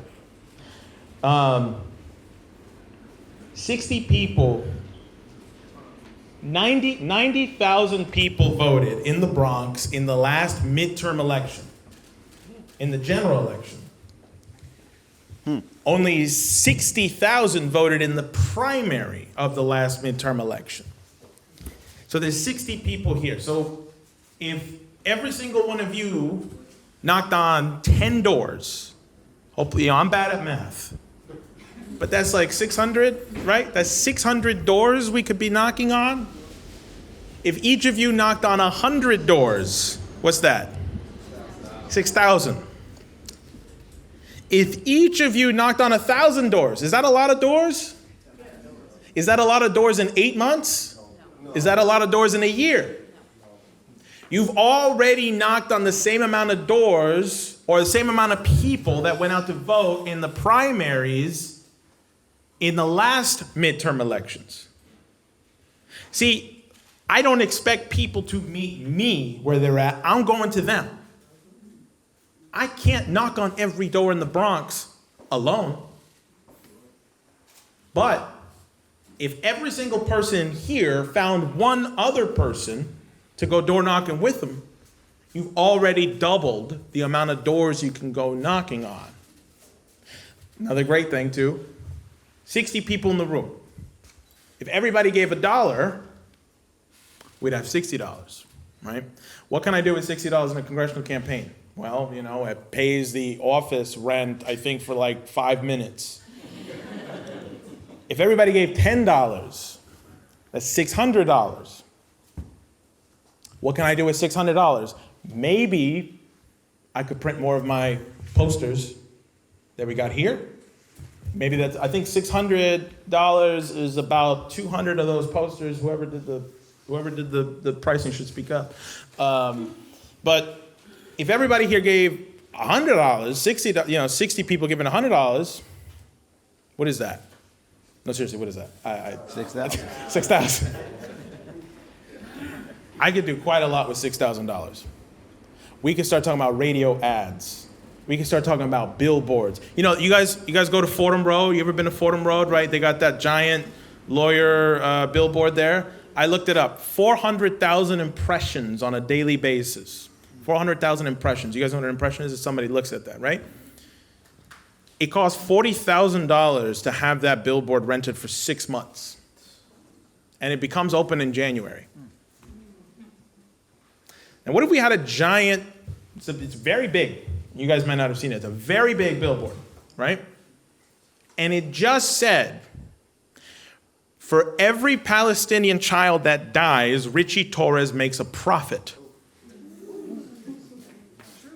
And it's not a lie, right? It's true. Because he was caught investing in Lockheed Martin, Northrop Grumman, L3 Harris, while voting against a ceasefire. You don't have to be political to know what that means. See, this is just me thinking off the top of my dome. All of you will come up with better ideas too. Hopefully cheaper ones too. Or give us the means. If it's expensive, give us the means to make it happen. See, you got to start thinking about this campaign that way. How much trouble can you cause before the election? Before people go out to vote, what can you do? And I got something that costs nothing. Go to a town hall, although they don't really host them in person anymore. You ever notice this, right? Politicians don't do town halls in person anymore. It's all virtual now. It's all over Zoom, right? I will take some responsibility for that.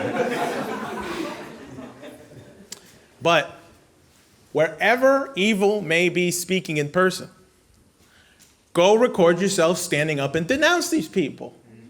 That costs you nothing. And it has gotten us millions and millions of views. It's gotten me many subscribers and followers. And it's the reason why we're able to do what we're doing here, just through sheer ideas and passion alone. So that's how I would answer the question. So, was that good? Okay, great. Next. Yes. Oh, okay. All right. No more throwing. Oh, all right. You could keep doing it. I guess I didn't like that. Yeah, those mics do cost $100. Hi, everyone. Hello. Can you guys hear me? Well, it's more for the camera. Yeah, but we. Oh, it's for the camera? Oh, okay, cool, awesome. So, hey guys, my name is Mo. I come from South Patterson, aka Little Palestine, and I'm a big believer of community. Community is huge. You have to understand, like, the people who have gotten to the place of power, how they do it. They did it with organized community, the ADL, Canary Mission, right? They're very organized. And I'm a big believer if, we're gonna help Jose, yeah, it's effective for all of us to go door knock, but I think my question to you, Jose, is there's certain communities out there that, they align with your perspectives, and some of them are also like, maybe they don't align too much, but they're also still necessary. For example, I'm very young, I'm 23, I'm like Gen Z, I guess, and we're very, how do I say this? Like a lot of people, especially on the right side, they look up to somebody who's very controversial. His name is Nick Fuentes. Now, this is somebody who, even though he's controversial, he just got on the Tucker Carlson show. When he speaks, he moves people, he influences votes, he gets his people out there, his groypers, to door knock, to do whatever he wants. My question is, you have these certain communities. You have Little Palestine, you have, for me, I have like a really big Palestinian community who is like, they're steadfast. They're, right now, I would say the big issue, we have business owners, activists. Their big issue is that they're scared of their livelihoods. They need to be empowered. My question is, when it comes to both these different examples I gave you, how do you plan to win over these communities? And let's say you come forward with you confront somebody who's like controversial on the right, such as Nick Fuentes. What's your stance on that? And how do you win to potentially win over, people such as this, right? Because at the end of the day, it's like whatever you believe in, it's America first, right? So that's my question. Well, first of all, I'm a believer. Thank you. Actually, hold on to it because I've already got. Oh, actually, Oh, you need this one? I'll hold it. Yeah, we'll just Why don't pass you just this take, around. let me just, pass this around. Oh, I took it off the thing, yeah. First of all, I hear what you're saying, right? Like you've got the Nick Fuenteses of the world that are very organized, right? And if he's amassed a following of people, it's funny because like I even have Palestinians who come up to me and are like, "Yo, man, Nick Fuentes is fucked up, but he's funny, dog, and you got to get on his show." And the truth is, we have often been told that you cannot organize unless you come from some kind of backing or foundation, or unless you have some kind of big following already, or if you've done something that like makes you stand out, or if you come from some lineage or something. But that's not true at all. And I think the evidence is in this room. I mean, it's not the first time I'm campaigning, but it's the first time I feel like we're actually taking ourselves a little more seriously. And, the fact that we were able to get people out. See, think about this, right? This is 2 days before the mayoral election. It's 2 days before the mayoral election with very little press coverage. None whatsoever. It's non-existent. There's a marathon going on, okay?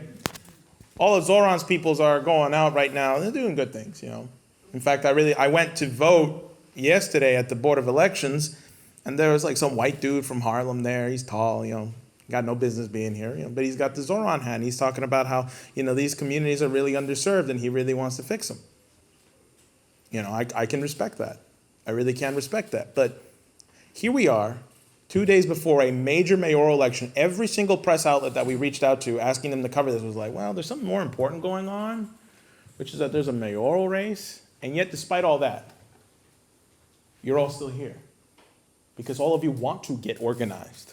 And I think Dennis might actually have a better answer on this. Not a better answer, just one thing to say. I'm glad you brought this up. Some people may have noticed if you take a look and you go back home and look at Candace Owens just interviewed Norman Finkelstein. It's got like 1 million views. Now, Norman Finkelstein has done 2 or 3 things, including for Jose. Now, the fact that she did that interview, and everybody knows that story, I think, around Candace Owens, which is that she was as Zionist as you could be, up to and including October 7th. And then what happened was she was caused to have to actually know what she was talking about, because they were trying to get her to promote the thing. And she said, well, I really don't know. And Norman Finkelstein went on her show and turned her head around. When he said, Candace, you're pregnant. She was about 8 months pregnant. And he just said to her, what happens if you're in Gaza, you give birth, there's no hospital. Now, it wasn't quite that simple, but what happened was this began a process where he reversed. It was a bootlegger's turn for her. It was 180 degrees, right? Like you see in the movies, when the guys are going a direction, all of a sudden he sees the cops and it just, right? That's what happened to her. Why is this important? That's the whole method of the campaign.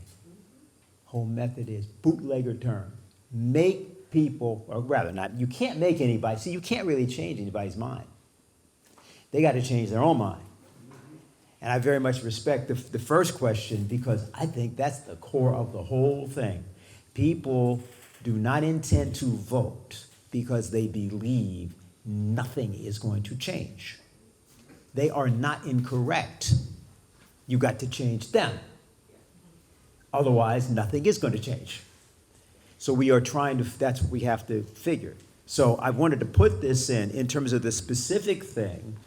What happens is, Jose's got Josephine and Tony here.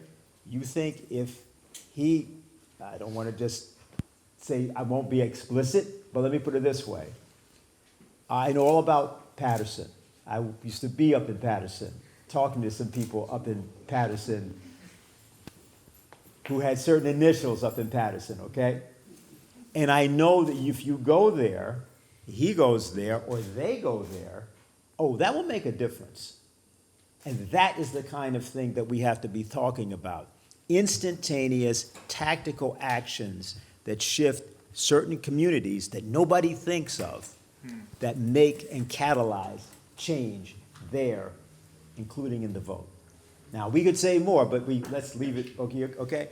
Can I also? Please. And then we'll go to Carlito next. I want to answer this question because, Tony and I both come from like right-leaning backgrounds and as, conservative, secular family values. And the truth, as I've entered into these spaces, because I know Palestinians have family values at their core. Their core belief systems are wrapped around the children and family and giving the mother the ability to nurture her children. But the reality is, in these spaces that I've come into where people identify as Democrats also have those core values too. You see, we're not actually that different. And as much as I disagree with, Nick Fuentes on a lot of things that he speaks, I think he's saying words and things that we think mean other things, right? Because like in certain places of the country and states, the word nationalism means one thing, and then in another state or city, it means another thing, and it's a good thing here, it's a bad. We're taking these terms, neoliberal, conservatism, Republican, Democrat, and in all these different places, it means something different.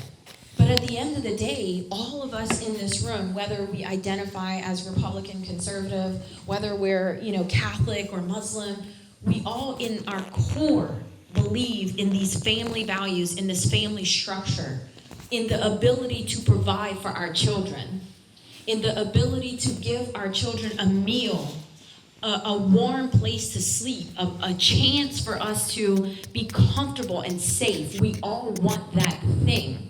And that's what we're fighting for. And that's the message that I'm here to spread on behalf of Jose, because he wants that for the Bronx. He wants that community that you guys have to spread, because we were just in Little Palestine in New Jersey. Oh my God, it was amazing.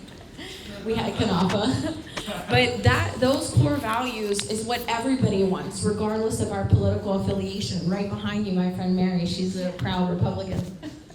But she's supportive of Jose because he wants those same values that she sees for this country. And she's very much America first, and that means everyone in the Bronx gets chosen first. Everyone here gets chosen first, regardless if you are a Democrat. And so that's how we're going to reach those people, because we're not going to spread a message of party affiliation. We're going to spread a message of the core values that we want to see and the people that we want to support.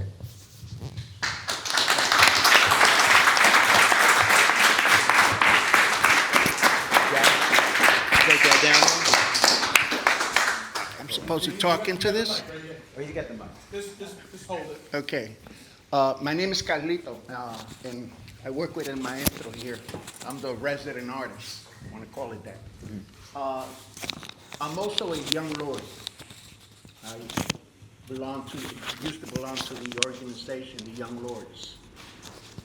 In that school, money talks and bullshit walks, okay? And the reason why I'm about to donate $100, okay?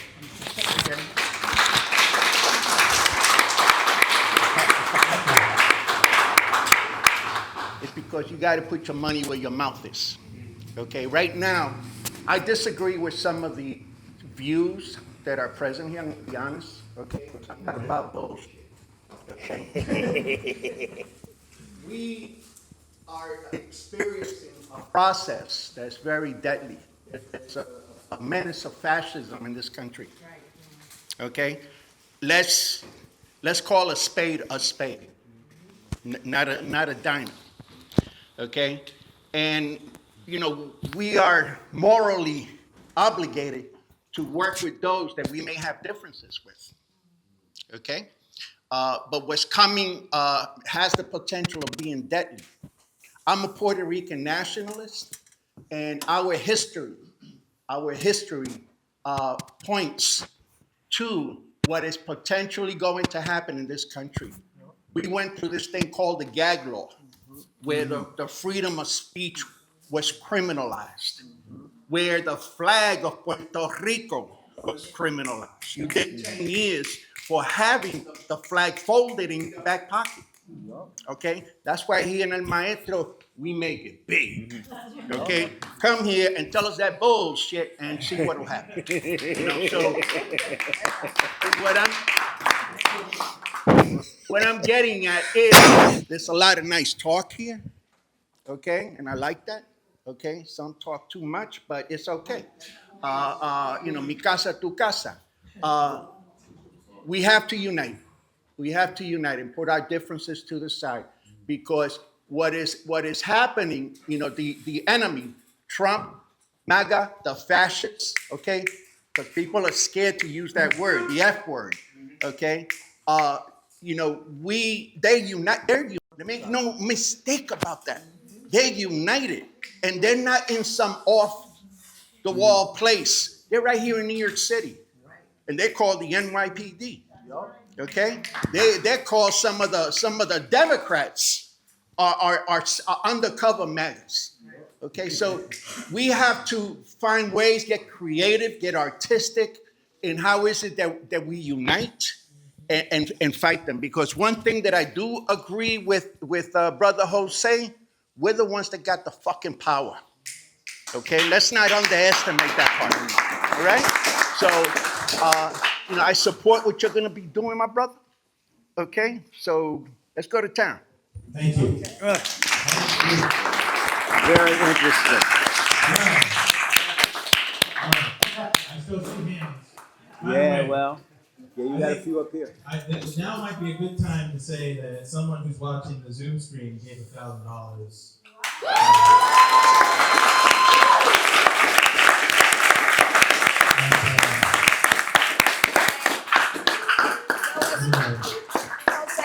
If anybody got any other donations, now's the time to say it. Oh yeah? Yeah, there was another pledge.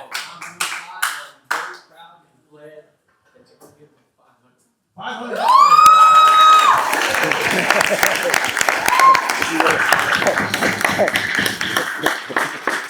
You get a louder scream for everybody.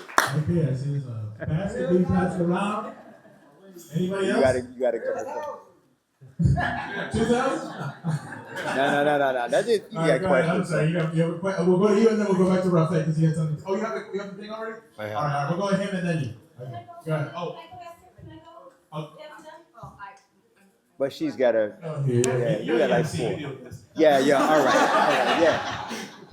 He's got. Okay, you go first, and then. I don't mind somebody else go.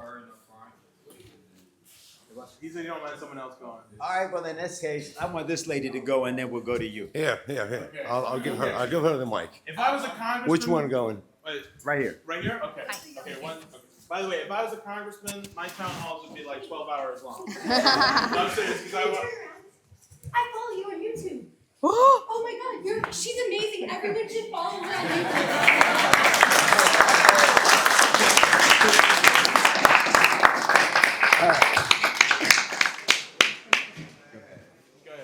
Oh no, this is odd.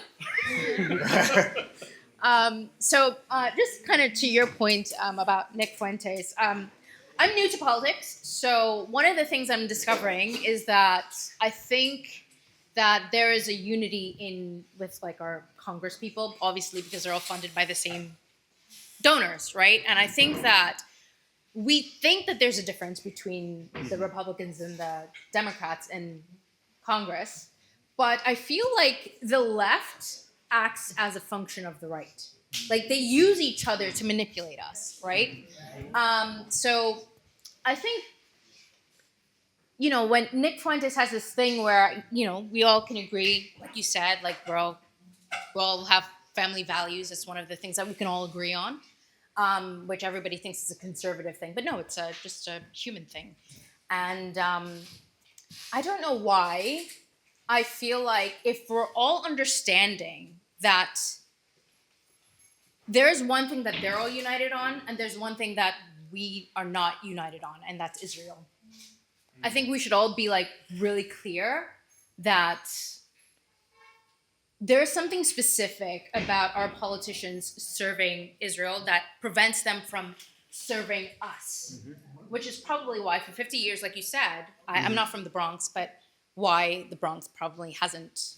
It's probably the one thing, if you could connect it, right? It's probably all of the people who got elected or presented to us to choose, and they talked to us and they made all these wonderful promises. The reasons why they couldn't keep it is because they have that allegiance. But anyway, I don't know if that means anything, but perhaps maybe that's something that we should all start considering.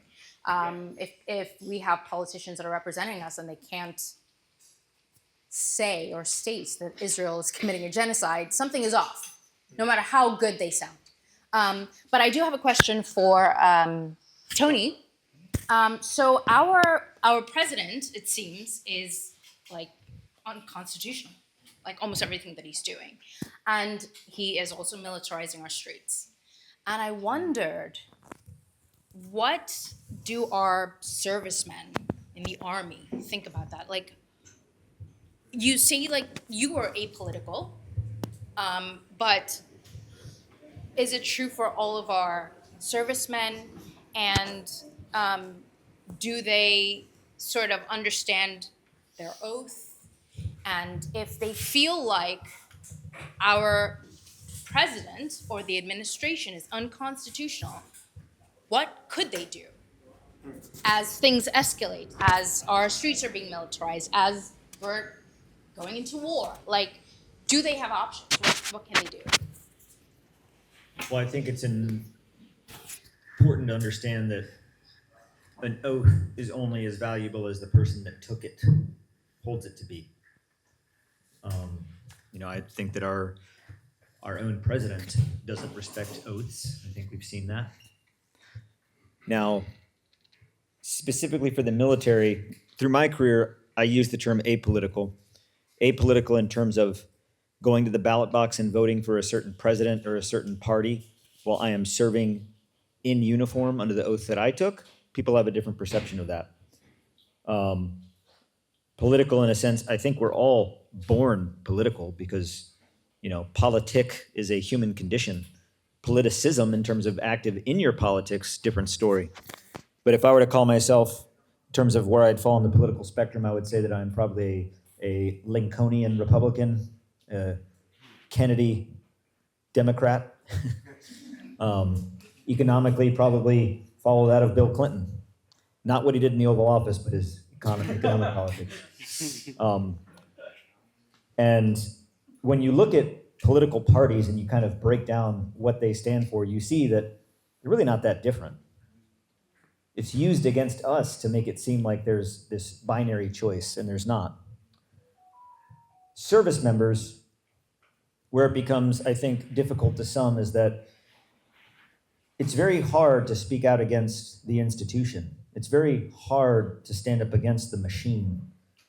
Josie brought up a very good point in terms of this, what'd you call it, the draft? An economic draft, right? Where is in Vietnam and before it was very clear. Right? You have a draft number. I mean, to this day, we still have a selective service number. The selective services still exist. Every male, when they turn to the age of 18, are enrolled in the selective service, whether you like it or not. It's associated to your, now it's digital automatic. It's associated to your tax ID. So why do they keep doing that? Because one day there will be another draft. Hardcore, get your number, get in line. If you've got bone spurs, you can get out of it like Trump did. But it's coming. We still have that system. What's more pervasive now is that most people join the service, maybe not most, but a lot of people join the service because they really don't have a choice in their lot in life. And the military service is a very good option. Josie, when she denounced what she was doing when she left the service at 17 years, had she just held on for 3 years longer and just kept her mouth shut and put her conscience on the back burner, she would have received her retirement and gotten her pension for the rest of her life. And she walked away from that. It's a huge sacrifice. Officers in the military, regardless of which branch of service, we take an oath to the Constitution. Enlisted members, regardless of service, their oath is to the president and to the officers appointed over them. So if I'm an enlisted soldier, when I take my oath of service, I take an oath to the officers appointed over me, to the president, also to the Constitution, but only the conditions of what the officers appointed over me and the president tell me what to do. Officers, it's different. And our founders, again, under George Washington, first president, first commander of the Continental Army, and essentially the first commander-in-chief, dictated that because officers that are commissioned, like Josie and I, we were commissioned. When our name and rank go before Congress to be commissioned, Congress commissions us, meaning that the protection of what that soldier is doing that's following the orders of the president or the officer appointed over him is that they're following the Constitution. Our president has ventured far off course. What's scary is that in building up to that, I mean, for anything to give Trump, he's very business savvy in looking at, just like he would buy real estate in Lower Manhattan, he looked at it in terms of what conditions do I need to set. Well, technically what he's doing necessarily isn't illegal because either the judicial branch has sided with his opinion or it's being held up in the court, so therefore he hasn't broken a rule yet. And that is nefarious. It's so malice to look at our institutions where we have the checks and balances, but then create where you're tipping the scale, your foot's on the scale just enough to where it's almost like, I'm not touching you, I'm not breaking the law just yet, I'm close. But is terrorism breaking the law? It is, but the thing is, if you look at the bodies that adjudicate whether or not striking a boat off the coast of Venezuela for the purposes of which we did it, and the adjudicated authority, that is why, recently, just now, why the Pentagon has given orders to judge advocates general within their services to DHS and or the Pentagon. So now you have judge advocates general, lawyers, in the military that are on detail to the Department of Homeland Security who take their orders from Pete Hegseth, who can now dictate on what's a law or not. Everything in our process is adjudicated based on what an attorney interprets it to be. Well, when that attorney, when his paycheck or his livelihood, especially if you're in the military and you're a lawyer, you do what your commander tells you to do. That's scary and it's dangerous. And what it does is it toes the line of redefining what's legal. And when we look at what's happening in the global south, that's what scares me the most, is that we're rewriting what the laws are through action, through executive order, not through laws. And that's what's dangerous, is because that's what puts ICE on our streets. That's what puts DHS kicking in our doors and arresting American citizens because of the color of their skin or because of their last name. I carry my passport and birth certificate everywhere I go when I travel. They don't ask you for it, though. Not yet. I mean, I had a member of Congress question whether or not I belong in this country. Yeah. That's dangerous. So when you look at it in terms of the laws, this is a law, black and white. What Donald Trump and what his cabinet, where they, the cockroaches under the refrigerator, is that they're scurrying around the areas of where they're not breaking the law, because it's not a law yet. It soon will come to be. But by the time all these hens come home to roost at the end of the night, they'll be out of office. It won't be on them. And the next administration will inherit it, and it's going to be a mess. Already is. Imagine how it's going to be then. I mean, so right now we heard the other day, right, that the service members wouldn't get paid. Right? That was all over the news, right? Yeah. So the 15th, and now we just passed October 31st. Service members get paid on the 15th and the 30th of each month, period, by law. So active duty service members, their pay is in the fiscal year budget, not the appropriated year, the year before, the fiscal year budget. So right now we're trying to vote on a continuing resolution. Still not passing a budget. That's the whole purpose of Congress existing. Still not passing a budget, but Trump told everybody, well, we're gonna figure it out. And then this guy made a private donation of $130 million.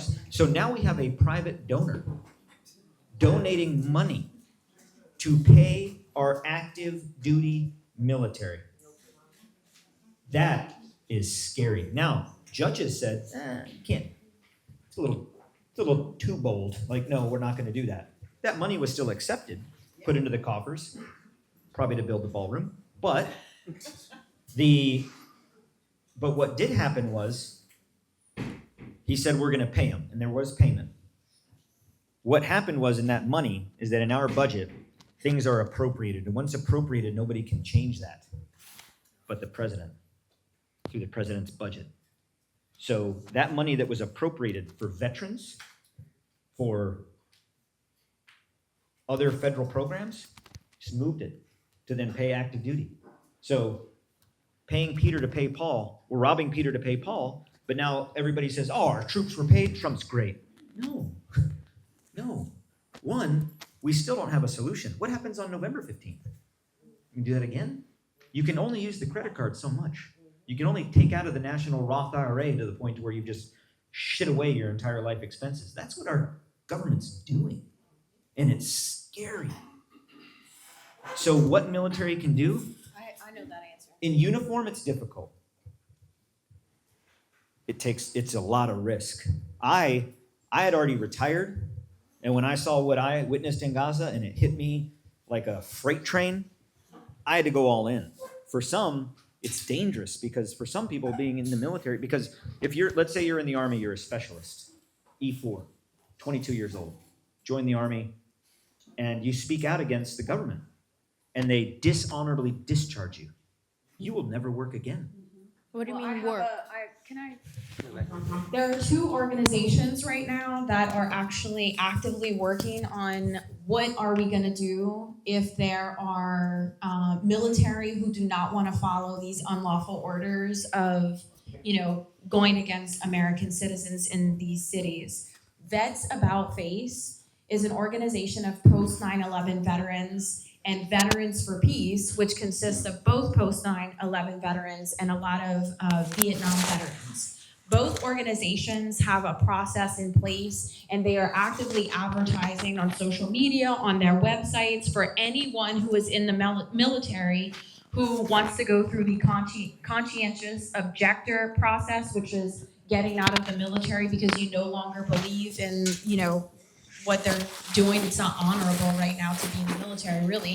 And then also, if you want to fight against being deployed into the cities, there's legal representation that they provide you, guidance that they provide you, support that they provide you. So Vets About Face and Veterans for Peace are very active right now, going against the militarization of our cities.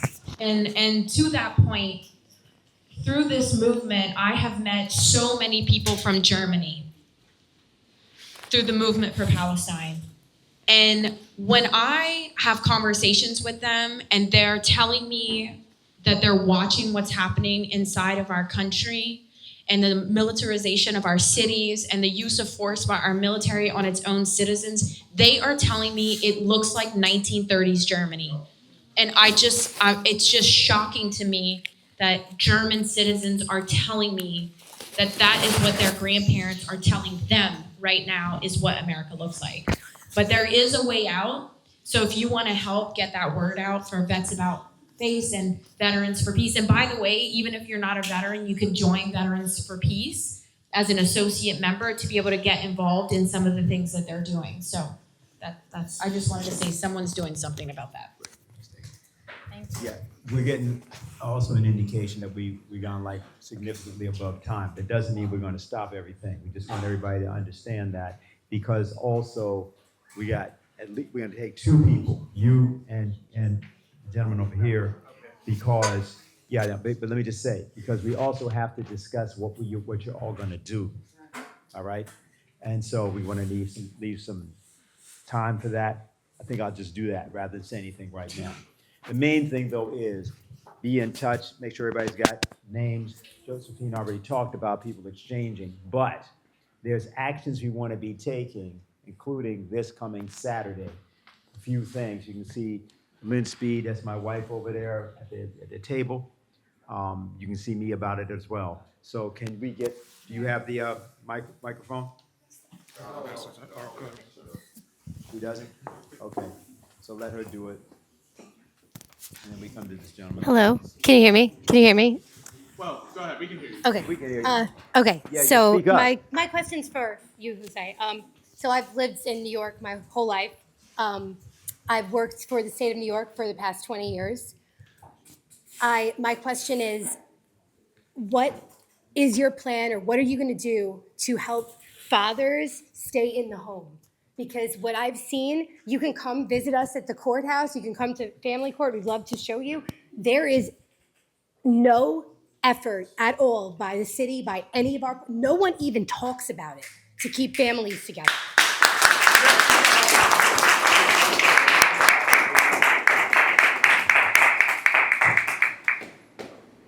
All right. How do I break this down? Given the Here's the thing. If we took an honest, sober look on the Bronx, the country as a whole, but the Bronx, and we actually had a president who cared, if you had any elected official, any leader who cared at all, they would honestly say the Bronx is in a state of an emergency right now.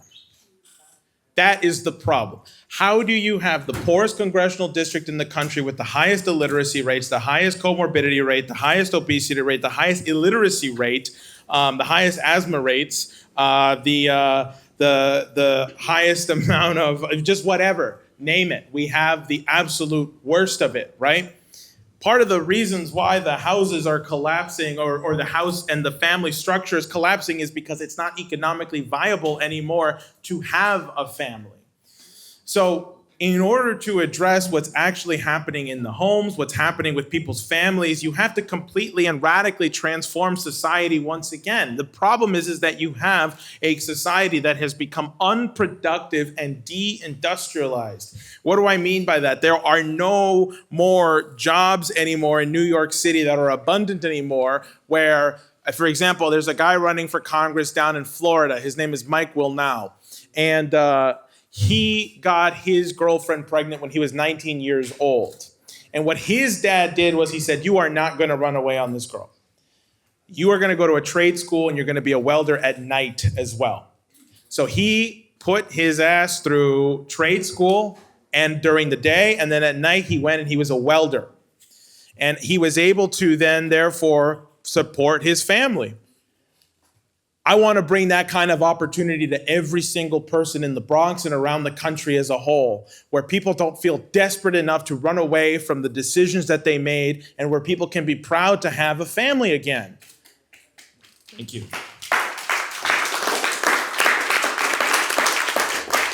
And the way you're going to do that is you're going to make people optimistic about having families again and having children again. It's a blessing to have a child. You know, Diane was talking about how do you create human life? Well, you know, it's the birds and the bees, right? There are ways to create human life, but you have to want to make people do that. And the way to do that is, how do you give people a purpose? How do you give people an intention of saying, I want to have a family? Right now, if you told anybody who's in their late teens, early 20s, think about having kids, they'll look at you like, what? Hell no. You know, I can't afford a kid. I don't want a child. You know, in this country, in this economy, that's the number one thing I hear. In this What if they have children already, is my specific question. Well, you're going to have to, first of all, deal with the fact that you got a lot of single mothers, and you're going to have to give them a lot of the support right now because some of those deadbeat dads ain't coming back. So the question is, how are we going to make sure that those single mothers got the support that they need? That's actually not my question. My question is specifically about how we're going to get the fathers to stay in the home.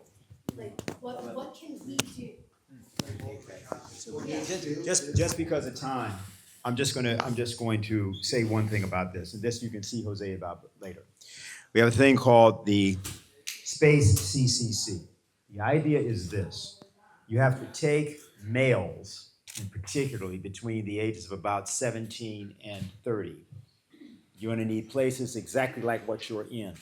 What you're going to do is you're going to do a crash program like existed in the 1930s. You have to have a state of emergency in order to do this, but that's not that hard to understand.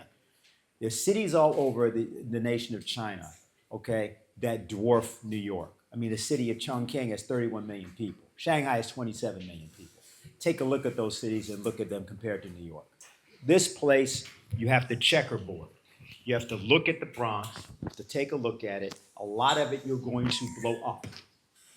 You've got to blow it up. Before you blow it up, you have to have places for people to live. So you've got to build construction and then blow up what's there and build over it. The old Tobacco Road, for anybody that knows the song. Blow it up, tear it down, and start all over again. You've got to do that. But what you got, but you're not going to be able to do that by just taking people without having people, retired military, people from programs like the Old Young Lords and the Panther Party and things like that, who have to be in those programs with those young men. You have to, that's what you have to do, right? And we can go on for that. We've thought about it. We have a thing, a 3-tiered thing for the prisons, which we can't go through here, all right? There's many things on that. So I just wanted to say that. But these are things are, you know, okay? So you can take. Yes, person to get involved with his campaign to talk through your experience. Okay, right, exactly.